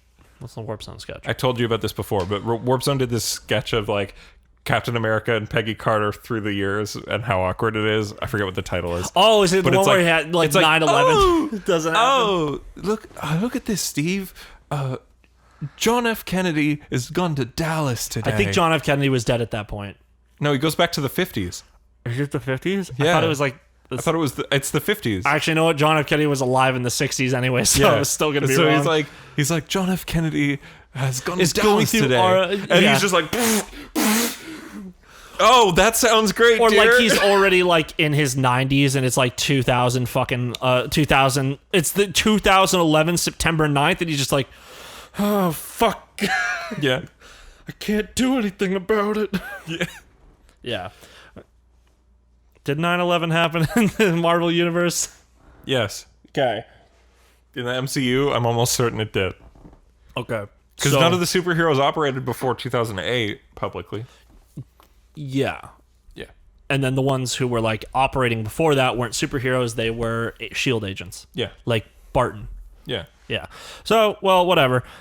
I don't think it was an alternate reality. I think he did live through that awkward fucking period in his life where he's just like, I can't fucking tell her. 9/11 happens tomorrow. Yeah, baby, go work on SHIELD. It's cool. Yeah. No, I don't want to believe that because that sucks to me. It does kind of suck, but just them creating an alternate universe where he fucking just like goes and then leaves, and could also, they said when he takes the wristwatch thing, Yeah. if he to return, he would have to return as an old man in that spot, but instead he shows up on the bench. I think the theory people had was that he lives past the year 2022 or whatever it is, and then comes back. But he would still end up in the same spot. Yeah, but he's like pretty close to there. I think there was like a whole thing. I don't care. What if old Cap got dusted? He might have. Yeah. Anyway, why are we talking about worse superhero movies than Birds of Prey? Oh, actually, come on. Endgame's a worse movie than Birds of Prey. By far. Birds of Prey is less than 2 hours.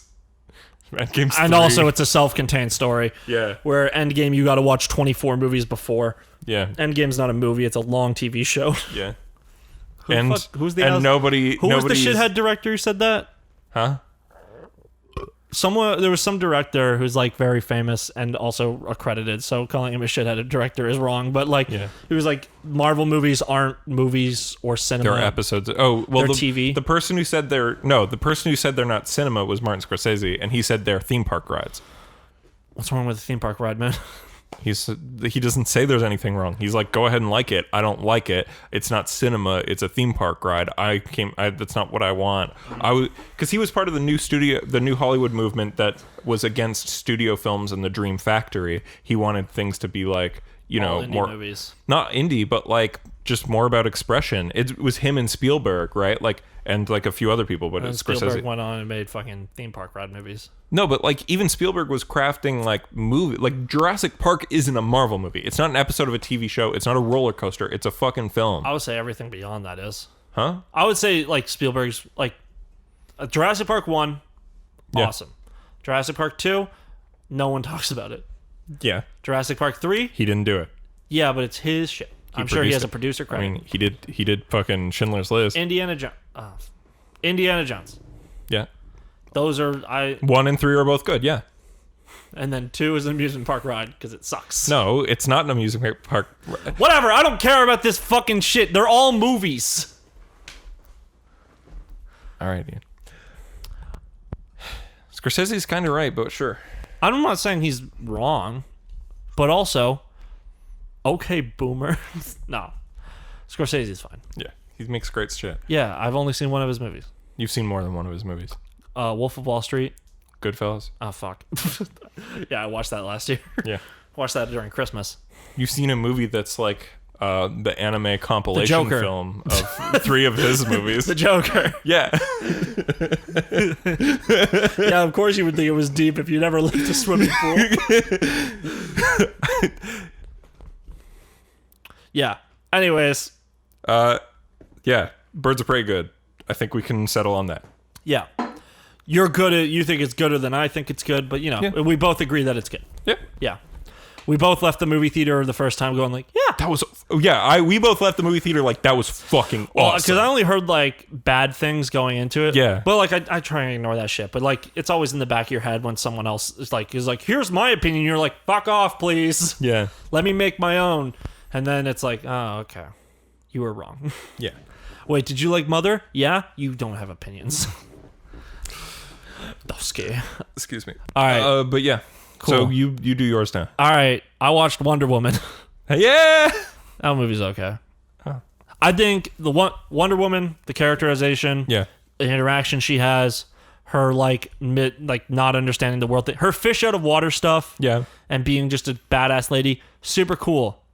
The action in the movie is lacking. Yeah. It's like got really cool. It's the only good action scene in the movie isn't a fight scene. Or sorry. There's a good fight. It's the crossing fight scene, no man's land. Yeah, the fight scene where she kind of goes through the house and then jumps out the window, I think is quite well cool. shot. It looks cool, but like it's also just like it's a woman with superpowers, just like knocking dudes around. Yeah, like kind of like how another dude would not. Like she has super strength. Yeah, she doesn't give a fuck about these people. I think people like. Even when fucking Batman throws a criminal around and he hits the wall, there's like a crack in the wall because Batman's unrestrained and fucking... Oh, you mean in Batman v Superman? Yeah. I was like, not in but this. It's just like, I feel like she wouldn't care. She's like, well, she does. She knocks those people the fuck down. She kills people in this movie. Oh, no, I know. Yeah. But just the way she fights she doesn't feel very strong. Like... But the No Man's Land scene is fucking incredible. It's great. The No Man's Land scene and retaking the town... It's great. Yeah. The rest of that movie? Yeah. See, this is the problem where I'm like, where it's... Also, Ares is a stupid thing. I'd rather it just The mustache thing, yeah. What, the mustache thing? The mustache guy. Oh, yeah. No, but the fact that he shouldn't have existed, in my opinion. I think it should have been some shit where he planted the seeds of war in man's hearts, and now it's just evolved. Well, that's... But like he's still there and he's still telling them how to make weapons. Like he's like, yeah, it's not him directly doing it, but he's like walking past as a ghost and like whispering formulas into the fucking witch doctor's fucking ears and shit. Yeah, but the point was like that it was the thing that is said is no, actually, I wasn't even on the bad guy side. Humans just suck. Fuck you. That's the plot. That's the point of Wonder Woman. I just think him in being there at all sucks. Well, then who's the villain of the piece? The world. Then why is Wonder Woman get involved if it's not Ares? Because it wasn't Ares. No, but but it wasn't Ares until like the end of the movie where they decided we need a villain. The whole movie was fine without without a one-person villain, where she's just like, I'm working with the good guys, and it's like, hey. But we think we're the good guys. There's pregnant women on both sides. Really makes you think, doesn't it? I'm losing my argument is why I said that's that. the plot of Wonder Woman. Yeah, no, but like, it's just when they brought in Ares, it just became, it's like, oh, okay, there is a supervillain. Yeah, he worked for the good guys, but he's still a dude involved with the war. Just think it didn't work well. All right. I'm just saying, up until that point, I enjoyed the movie, and then when it was like time to fight Ares, I'm like, oh, okay, Chris Pine's dead. I don't care that much. You don't care that much? I thought it was good. No, I cared when he died. Yeah. I thought his way of going out was cool. I have no idea how he's going to show back up in 1984. Yeah. I think it's cool that they're like doing that because now he's the fish out of water because now she is very familiar with the world. That's what I was going to say last week. Like that fucking scene. Yeah. That scene in one of the older trailers. Where he's like, oh, and this? She's like talking about art and then he looks at a trash can, like, but obviously one he's never, like, it's a fancy trash can. It was like a more of a modern trash can. Yeah. And he's just like, she's like, that's a garbage can. He's like, oh, yeah. Oh, yeah. Of course. Got it. Yeah. Yeah, I think Wonder Woman 1984 is going to be a better movie than Wonder Woman. Yeah. Because also, the problem with Wonder Woman, Snyder's tiny little fingers aren't going to be in the fucking movie anymore. I think the problem with Wonder Woman 1 is that I think Wonder Woman is a quite good movie. I think Patty Jenkins is a great director. But I think the problem with that movie is that it's just as good, maybe slightly better than the average superhero movie, but compared to the other DC movies, it's a fucking masterpiece. Yeah, that's because what the fuck came before it? Oh, Batman versus Superman, which is coming up. Man of Steel, Batman v Superman, and Suicide Squad. Suicide Squad happened before this? Suicide Squad came out in late 2016. Jesus fucking Christ. Yeah. Yeah, so this was Batman a heater. v Superman and Suicide Squad came out in the same year. Oh, yeah. Because Suicide Squad Squad had to do all those reshoots to be like, yeah, this is how it's well, Amanda Waller gives him the fucking shit, and he's just like, we just saw you get this from Lex Luthor in the previous movie. Yeah. Also, isn't Cyborg created in Batman versus Superman? I mean, in Justice League or No. Okay. Nope. It does not make any fucking sense. I have not seen Justice League. The first time I'm going to see Justice League is on the Snyder Cut. No, watch the original cut I first will because not. it's better. No! I will guarantee you it's better than the 4-hour-long episodes that make up the Snyder Cut. So I have to watch fucking 3 hours of It's a movie? only 2 hours. It's an hour and it was mandated to be under 2. Okay, I literally can't. I don't want to. I'll watch it with you. I know, I don't want to. It's not as bad as people say. Also, I think I'm gonna watch the Snyder Cut in my Discord. Yeah. So I'll text I'll watch you. the Snyder Cut by myself. Oh, okay. I was gonna ask if it's going to be 4 episodes, so it's like... No, we were gonna probably just watch it all in one night. Oh, all 4? Yeah. I think it's stupid to recut a movie into 4-hour-long episodes. Yeah, it's stupid, and it's gonna cut at like weird points because what if it's like an hour exactly? It's like there's no way Zack Snyder was like, here's a perfect cutting point every hour. Justice League doesn't need to be 4 hours long. Zack Snyder's Justice League does though. It didn't. Yeah. B, why is Steppenwolf in the fucking movie? Why is Steppenwolf in the movie at all? Especially since Superman comes back and he's nobody a villain gives a shit about Steppenwolf. Mm-hmm. It's not even Granny Goodness because you're like, oh well, Granny Goodness is too goofy for my movie. Granny Goodness is a cunt. Granny Goodness is great. Yeah. Also, I so felt is like Desaad. I didn't know shit about Granny Goodness, so when I saw Harley Quinn like murder her in fucking the show, I was like, Jesus Christ, that was a little hardcore. I get that she was like their second in command. Jeez. And then I fucking go and watch Young Justice. Young Justice. My God, I wish this woman died. Yeah. I think she kind of does. Kind of at the end. Yeah, so... You want to roll right into Young Justice? No, because Okay, Batman v Superman? Yeah, what the fuck? Or one of my things. Well, you can go one of your things, because you just talked about... No, you know what? Never mind. I think all of my things are your things, so do Alright, so I watched want. Batman v Superman, the Ultimate Edition, with my Discord. Wow, dude. You really had 3 hours to spare? Yeah, we did. Yeah. Well, we were all doing, like, other things while we watched it, but, like, that movie is fucking, like...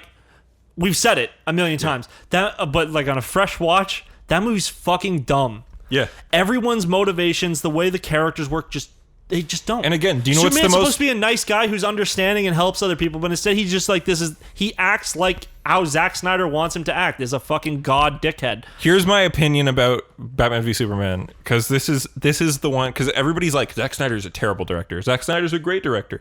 Here's my opinion. I'm gonna go with terrible. Here's my opinion. We need to take a gun and point it at Zack Snyder the second he gets close to a script, because he is a fantastic visual director. The visuals he puts, even in Batman v Superman, like cinematography. Yeah, even in Batman v Superman, some of the visuals in that movie are incredible. Yeah, the movie looks pretty at times. Yeah, and even like the editing's good. Like it's just the script is so fucking bad. Yeah. But also the character motivations and obviously he has no idea how to make Superman or Batman interesting. But because fucking Superman acts like a righteous dickhead. Superman has less than 40 lines in the movie. Yeah, Batman behaves like how comic book Lex Luthor behaves.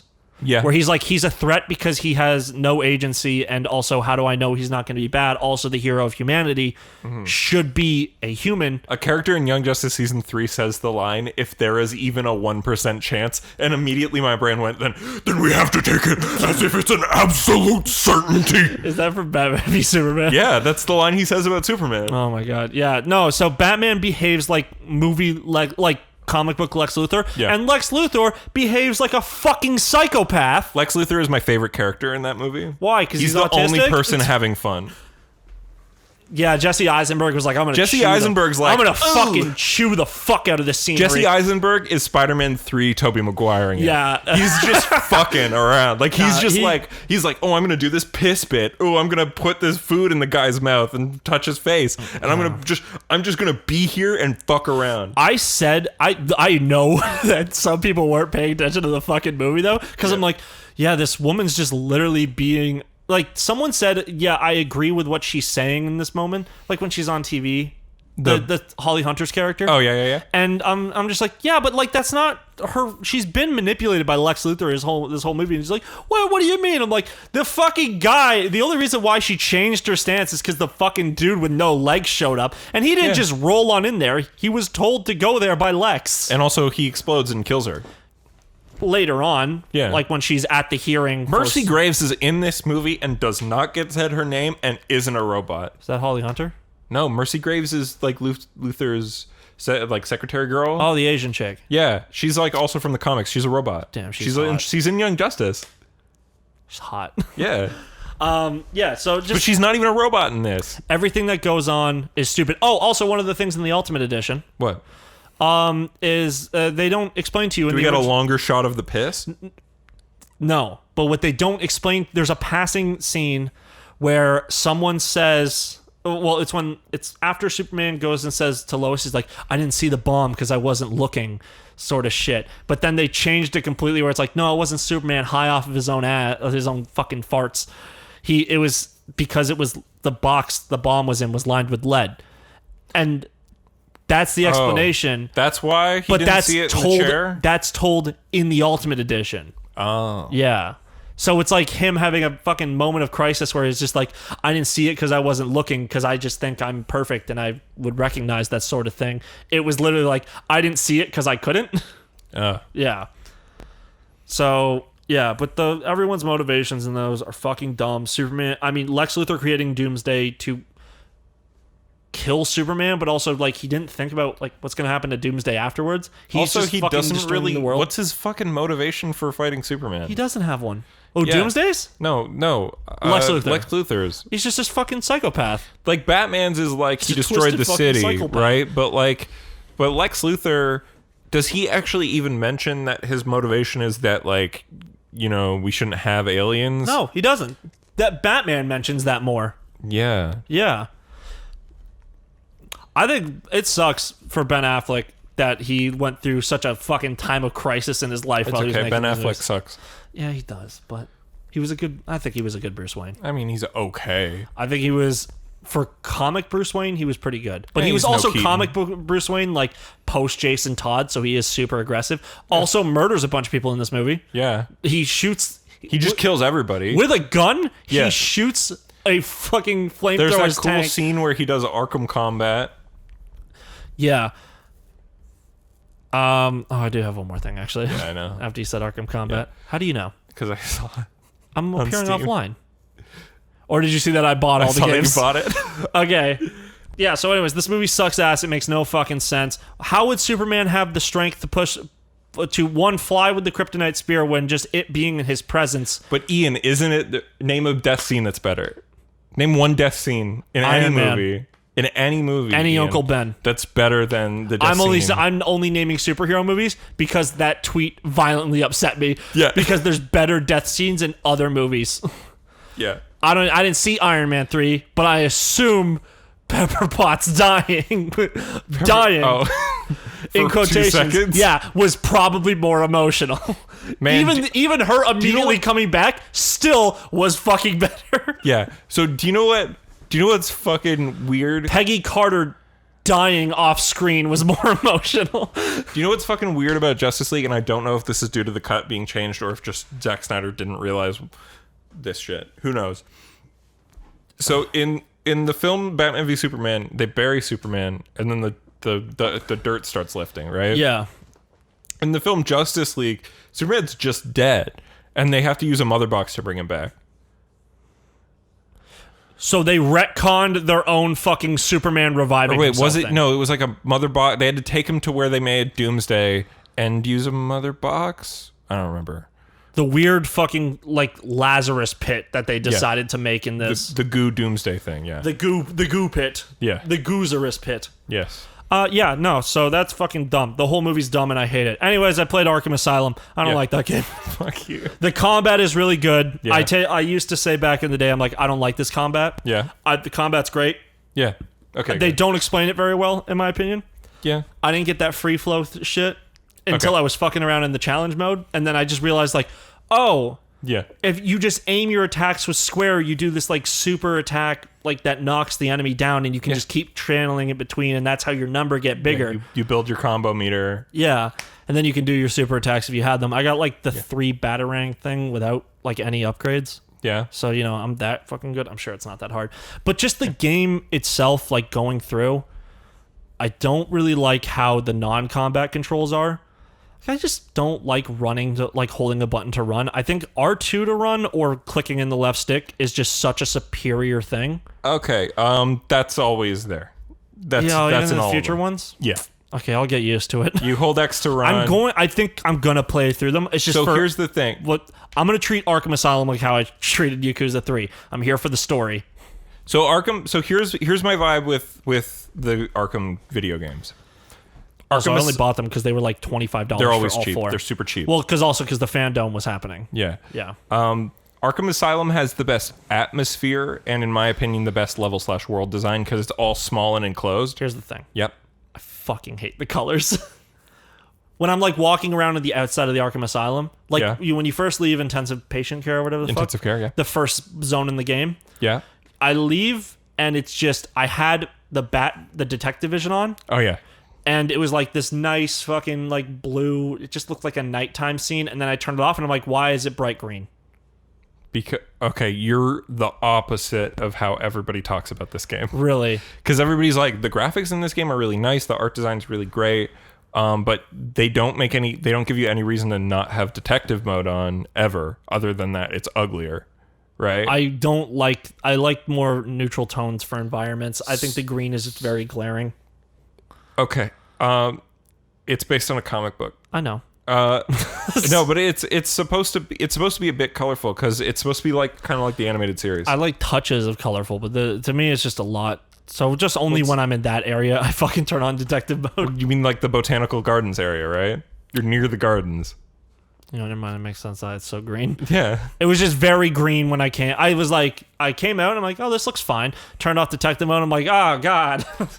So I think that atmosphere though, and the like level/world design of Arkham Asylum is great because it's more Metroidvania style. Like you keep getting things and going to different places, and that's basically how you get all the collectibles. A projectile explosive gel sort of thing?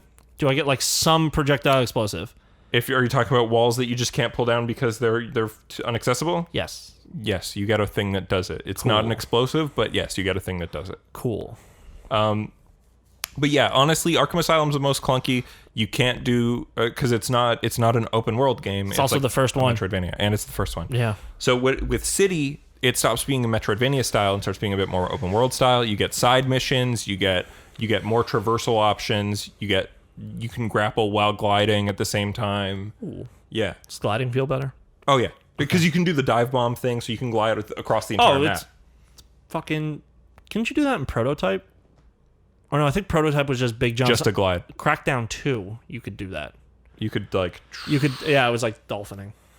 Cool. That game sucks, except that gliding thing was cool. Yeah. So Asylum has the best like world design / atmosphere. City has the best story. Night has the best gameplay. Cool. I'm just gonna go through Origins. Okay. For the story. Get through that shit. Origins alright. Yeah, I thought Origins is just like City. It's City again, but in a bigger area. It's got fast travel. It's got whatever. Mm-hmm. All right. Justice time. I've been playing Arkham Asylum. I know. I saw. You have like fucking 90% of all the shit. I 100%ed it. Yeah. Again. Yeah. Yeah. I love that fucking game. Okay. Justice time. Justice time. Hey folks, from here on out, there are full spoilers for all 3 seasons of Young Justice. If you're not interested in hearing that, you can pretty much end the pod now. Young Justice Season 3. I bet you me and Ian are going to disagree about this one. What, do you dislike it? No, I love it. Well, why would I not like it? Oh, I thought you'd be like... I watched it all in 2 days. You know what, you're right. Within 24 hours, I started and finished it. I remember you telling me about 2 that you're like, I don't like that it's all the new characters and that it's less focused. Oh, no, I just don't like Blue Beetle. More about the world. I think Blue Beetle was kind of lame. I think Halo is fine. Halo's great. Halo's great, yeah. Forager's good. Brion is good. Yeah. New Terra, nothing there. Nothing there till like the very end. She's like, they're putting up the whole villain thing. I love how they fuck with you and they don't Judas contract you. They reverse Judas contract you, pretty much. Judas Contract is the story from the comics in which it's revealed that Tara, who is dating Beast Boy, is actually fucking Deathstroke. Yeah. Instead, also, you sent me that message, and I didn't want to fight you yet because I didn't know, but I was like so contemplating and being like, no, it's like an uncle, like an adopted uncle relationship. I figured they wouldn't have her have sex with him as a minor because it's the year 2019 when this came out. Yeah, but also it's like gross.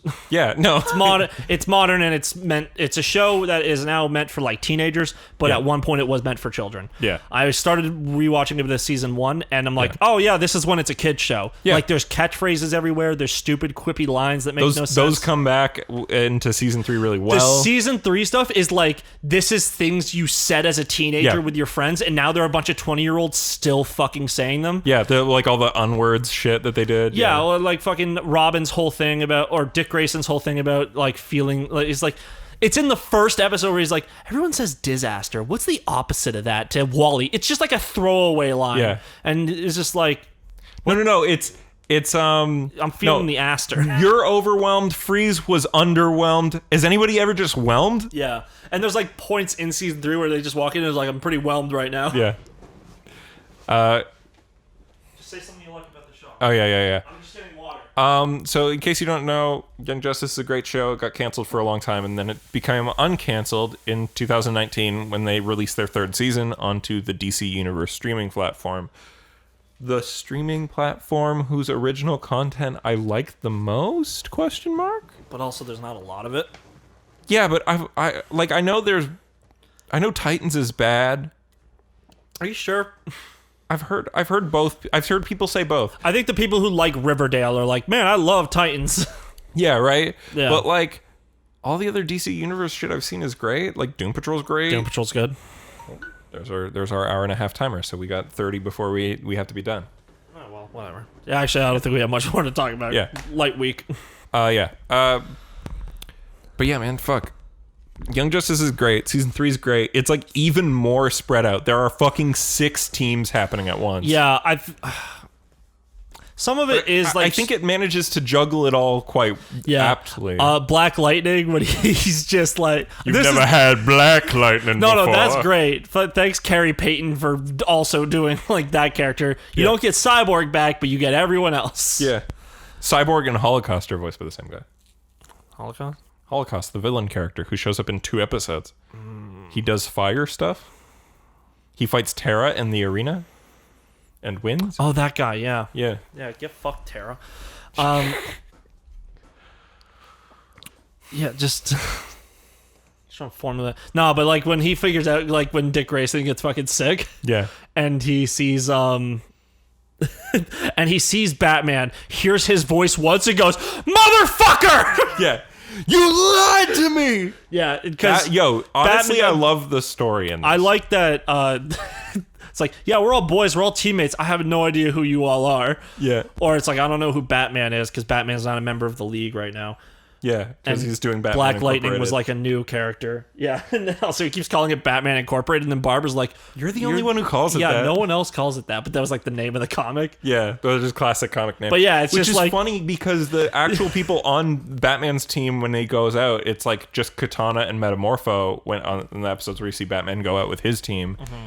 And, like, those are both members of the comic book Outsiders when it was Batman and the Outsiders. Yeah. So I think that's really funny. Beast Boy's Outsiders. Whereas Beast Boy founds the Outsiders more than halfway through the season. Yeah. And the Outsiders are basically the 80s Teen Titans. Yeah. Because fucking Cyborg and Beast Boy are on it. And it's in a tower that's called the Hub, and I think Teen Titans operated out of Hub City at one point.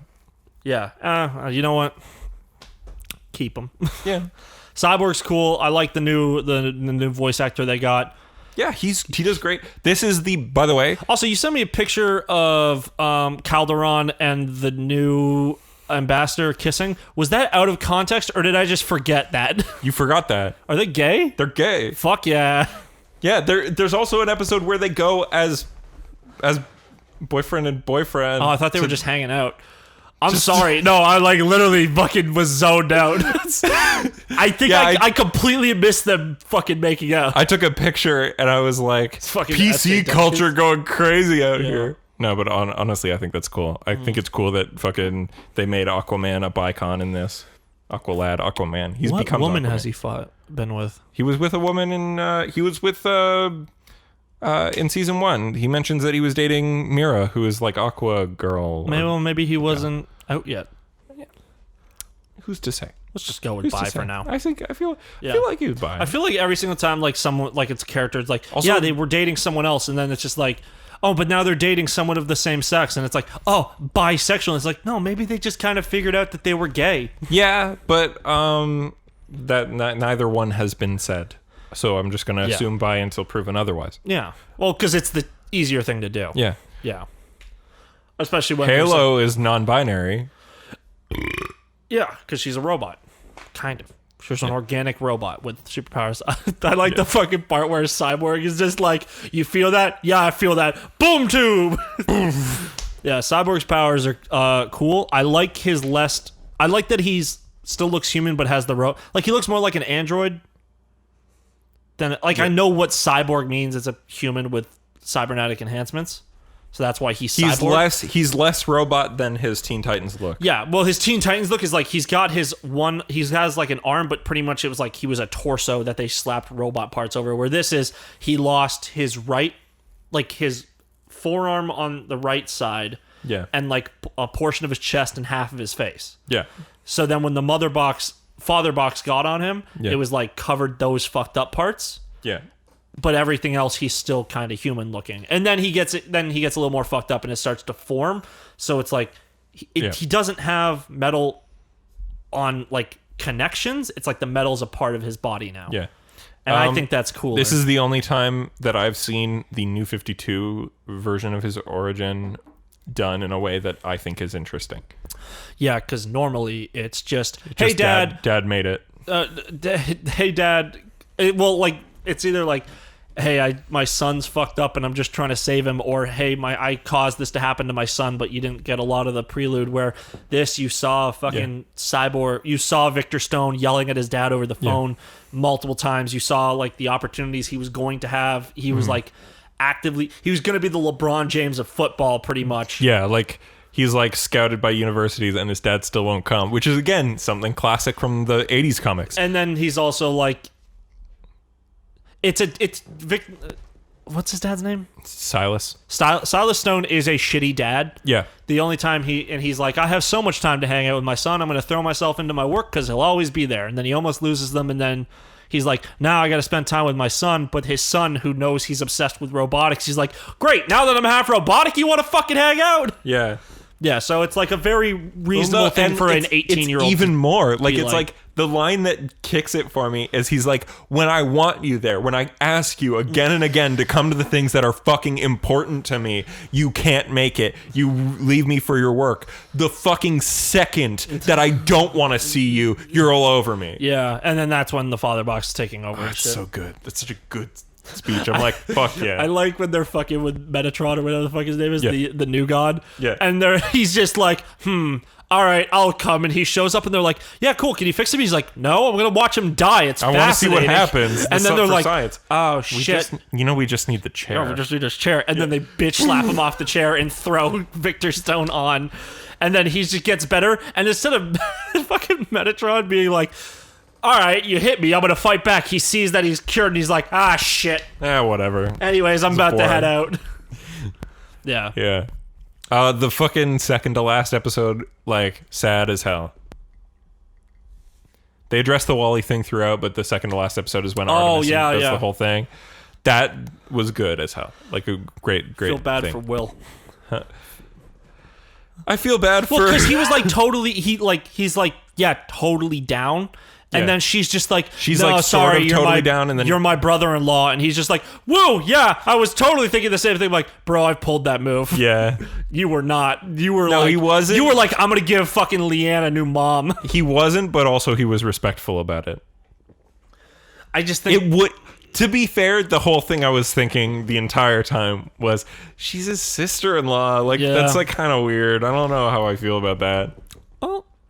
Not that it's like bad, but it's just like I know someone whose mother was married to the brother's, her uncle before married to her dad. So, see, that's weird.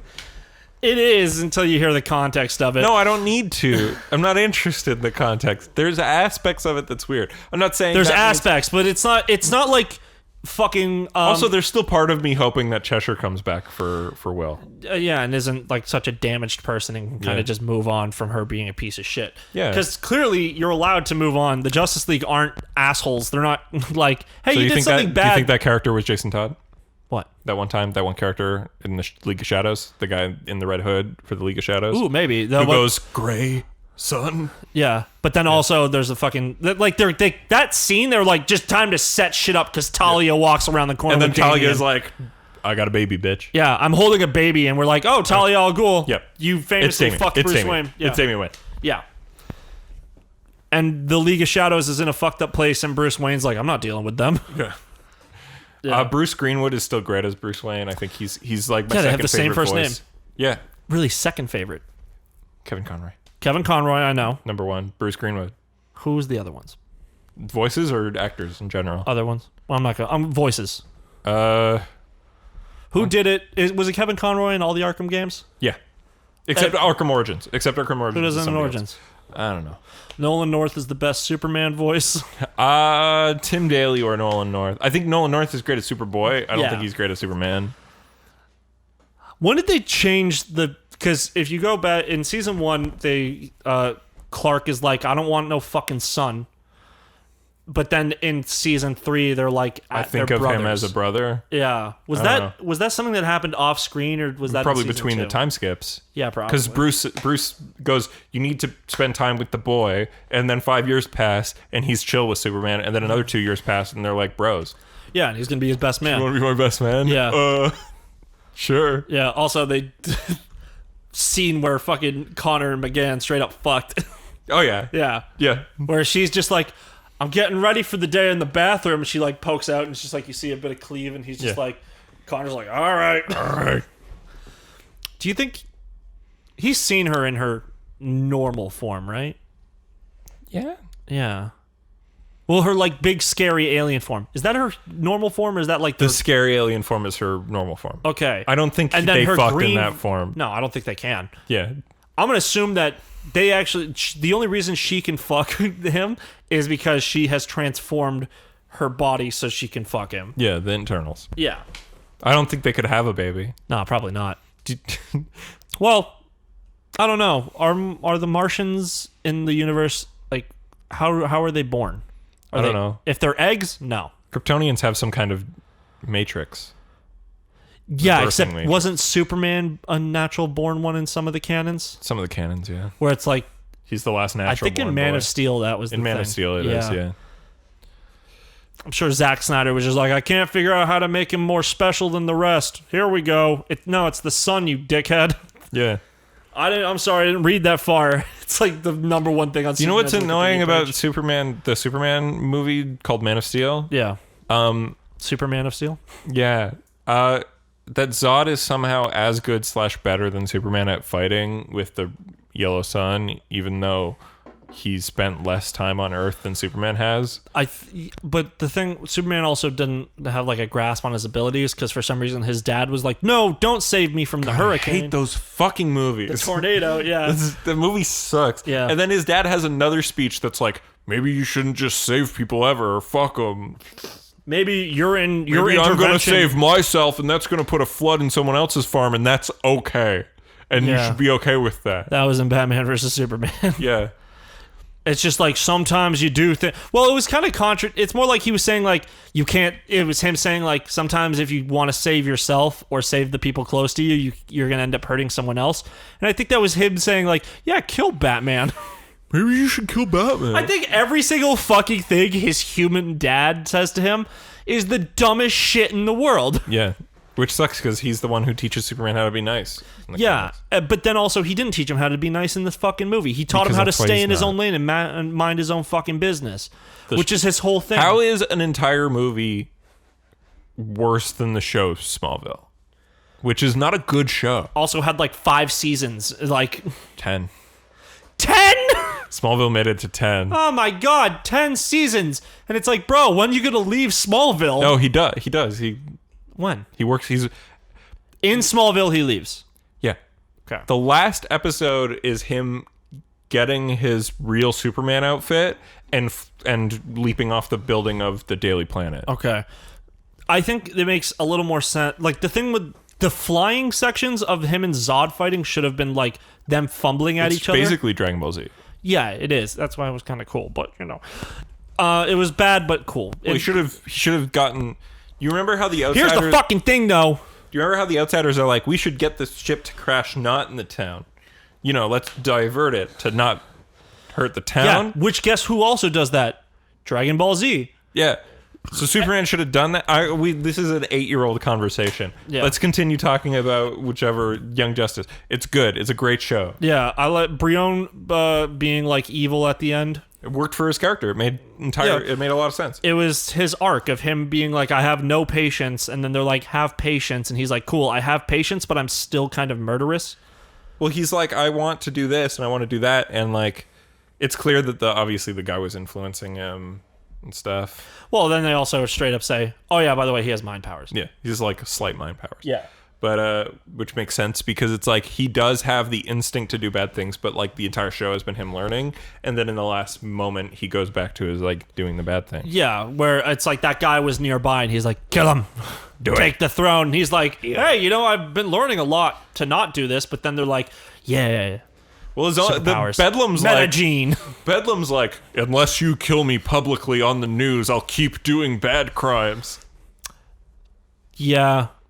I like that he does it and he turns around and looks at everyone like, look guys, I've liberated my country. We did it. Superboy's like, ooh. And Halo's like, ooh. Yeah. And Tara's like, whoa. Tara's like, whoa, my uncle, who I kind of hate, but... Hey man, I did murders, but over the course of the last 6 months, I've learned that murder's bad. Also trying to get her to allow... Yeah. No, Deathstroke was like, kill your uncle and kill Beast Boy. Yeah. Or it was like, kill Beast Boy so your brother will kill your uncle. I'm glad she didn't actually try to kill Beast Boy because that moment sells better when they're dating, and Beast Boy wasn't dating her. Yeah, and that's not going to happen now. It won't happen because maybe Beast Boy only has a thing for blonde royalty. Yeah.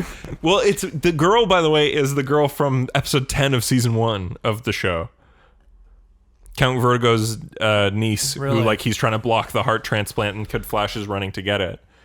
That's why her and Beast Boy met at Kid Flash's funeral. That's why he says on TV. Oh damn. Yeah, because she was saved by Kid Flash. Well, poor Wally. Poor Wally. Sucks to be you. I'm glad he stayed dead. Like, yeah, it would have been such an easy thing to be like, oh, he was absorbed into the Speed Force and now he's back. Yeah, it's like, no, leave him dead. Or he was absorbed in the Speed Force and then they found him in the past and then they brought him to the future and there's no fucking problems with that. If you really want to bring back Wally, make him Black Flash. What's that?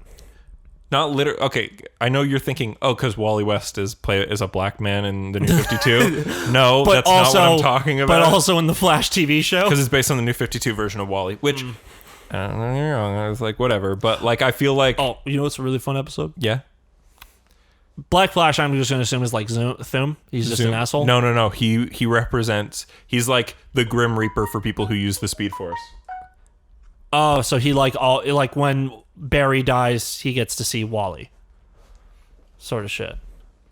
Yeah, when somebody who uses the Speed Force is like dying, they're chased by a speedster that's like the Grim Reaper. And that's why the Flash never stops in that late story. In Kingdom Come. Yeah. Maybe. Yeah, I don't like Bart that much. I like Impulse. I just think the way he talks is just... I don't like his voice acting, to be honest. That's Really? about it. I think his voice is pretty annoying. It's Ratchet. Yeah, I know. I don't like it. It just kind of annoys me. I like him. Yeah. I think he's Actually, great. I think that's old Ratchet. I think there's a new Ratchet. No, it's always been the same guy. Are you sure? It's the same as Titus. Anyways, the most fun episode in the entire season is like episode 3. Oh, the Harper, the all Harper episode. Yeah, where it's Grayson plus the 3 plus dude Jim Harper, fucking Will Harper and original Speedy, Roy Harper. Yeah. And they're all just fucking hanging out. And they beat up Brick, also voiced by Carrie Payton. Yeah. I think my favorite bit. But also that had like the most fucking like memeable lines where it's like, who's gonna rob these things in the middle of the day? Cuts to the car where Brick is like, we're taking these things in broad daylight. The same thing happened with the weird Scooby-Doo parody when the Outsiders did their first thing. Did you also see, what was it? There's just like, DOOMPATROL, Doom Patrol. Yeah. And That then, I just like, so it's like, good. hi, we're all... Now all we're right. going to go to a mission and die. That was really funny. DIE. Thanks, Hayden Walsh. Yeah, I love that it's like the Doom Patrol, because in the comics, the Doom Patrol, the entire team has died multiple times. Like they've had to get a new team. Brought back. Oh, okay. Yeah, I thought it was gonna be like they keep dying, but the chief is just like they're coming back. Rita and Mento just die. Really? Yeah, And everybody in the thinks, fucking show as well, or just no, not in the show, in the comics. Oh, okay. Rita, Mento, like the first version, and like Larry and Cliff survive, but like Larry goes into a coma at one point. Yeah. When the entire team gets wiped, and Cliff just cannot die, and he's like part of him wishes he did. Damn. Frequently. Love it. I think he always has that vibe. Yeah. Yeah, that was a funny fucking bit. Also bringing back the original Beast Boy voice actor for Beast Boy really helped sell that. It does help sell the Doom Patrol Go bit. Yeah. Even though Greg Sipes' voice for Beast Boy is very different from the voice from season 1 and 2 of that character. But then also the voice he does for Beast Boy, it's like the voice that Beast Boy does when he's trying to be suave with Terra in like the original Teen Titans. Yeah, it's not Teen Titans Beast Boy, it's Greg Sipes' actual speaking voice. Yeah, and then he goes and does Teen Titans Beast Boy in the Teen Titans Go segments. Yeah. Yeah. Yeah, it's a good show. Yeah. It's a good season. I just think great show. Yeah. Blue Beetle was just so like he was being influenced so much by the Scarab. thing. Yeah, by the Scarab that he's just so aggressive at all times. I'm like, man, you're not listening to logic or reason. Where the characters in this, like, when they get aggressive, Yeah. it's like someone shows up and they're like, hey, calm down. It's not worth it. And they go, all right, I guess you're right. Yeah, like the scene where Brion fights Nightwing. Yeah. Like it's a fight, but Nightwing just wins. Also, that fucking chick, their creator, the fucking psychopath.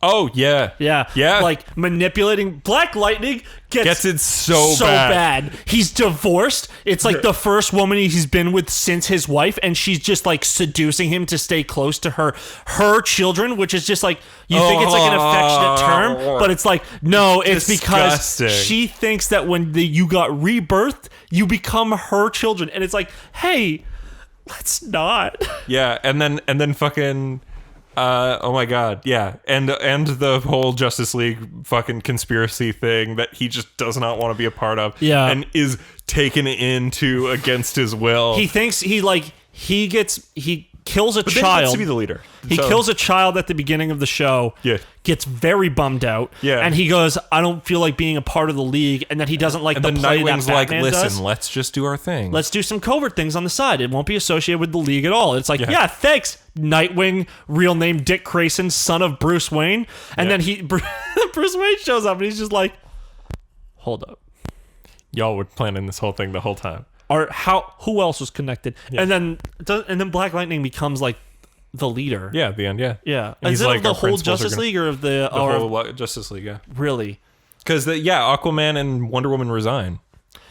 Because of the... Or sorry, they resign from being the chair. They're still going to be on the team. Yeah. But yeah. Superman's still there. And Miss Martian steps down as leader of the team. The team. And that's the Young Justice team, isn't it? Yeah.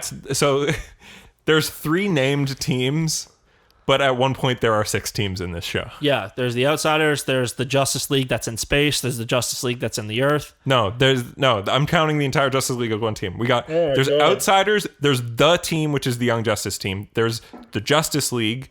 There's Dick Grayson's semi-formal existing team that he keeps putting together. There's Timmy's team, which doesn't ever get named, but it's him and all the cool girls. Timmy's team? Yeah, Tim Drake has his little team of Arrowette. Oh yeah, Tim Arrowette, Drake was Spoiler, and Orphan. Yeah, Tim Drake was like not in this season at all. He's barely in it. Yeah, he was like a big part of season 2, and it's just he's like important, doing shit in the background, which is what Robin tries to do all the time. Yeah, like that's Robin's deal. Is he's always like he's like a stealth support, and that's like also his problem at the beginning. And then the final team 1. is Batman Inc. Yeah, there's 6. Batman Inc. is Oracle, Batman, Robin, Tim Drake, not Stephanie Brown for some reason. Oh no, Stephanie Brown. Stephanie Brown's on Timmy's team. Yeah. Cassandra Cain's also on Timmy's team. Yeah, as because she's Orphan, and she's still mute in this version, which is cool. Oh, nice. Well, anyway, that's about it. Ooh, just under 2. All right, that's about it for this week, guys. Probably less because you can cut some shit out. Yeah, I probably will. That's it for this team, you guys. This team episode. As a teaser for next week, because there was something I had prepared, but it's something that's going to make the episode go long. You could just do the YouTube idea. No, I'm going to do it next week, because next week it can be an entire thing. We could maybe even separate it into its own episode next week. Well, if it's spoilery of something, then yeah. It is. I'm sure I'm probably too far from the mic right now. Yep. So next week, guys, get ready for the return of a fan favorite segment. Except this is a sequel to that segment. It's called Too Halo, Too Mad About It. I played Halo 2. I'm like 9 levels in. By next week, I will be finished, and then I'll have all my notes and I'll read them. Well, Stevie sent me a prediction about your experience of the starting of the game, and I can't wait to see if it's right. All right. And with that being said, you can find this show on YouTube at youtube.com/N8SComedy, where we post the podcast and sometimes, occasionally, other things. You can find me at The Media Hole on Twitter, at The Media Hole on TikTok, twitch.tv/The Media Hole, and on Tumblr at www.tumblr.com/ fucking when your balls get stuck to your leg. Change your name. Ian can be found everywhere at Struggles of E. And very recently, Ian got in a lot of trouble because on his OnlyFans, he said that the $200 video that he posted... we forgot to talk about Bella Thorne! He said that the $200 nude video that he posted was nudes, when really he was just in lingerie. So then OnlyFans said that you couldn't make POV or PPV videos for over $50. You fucked it up for literally all the actual fucking Thanks, sex workers Ian. out there. Thanks for doing that. Hey, don't blame it on me. All right, see you guys next week.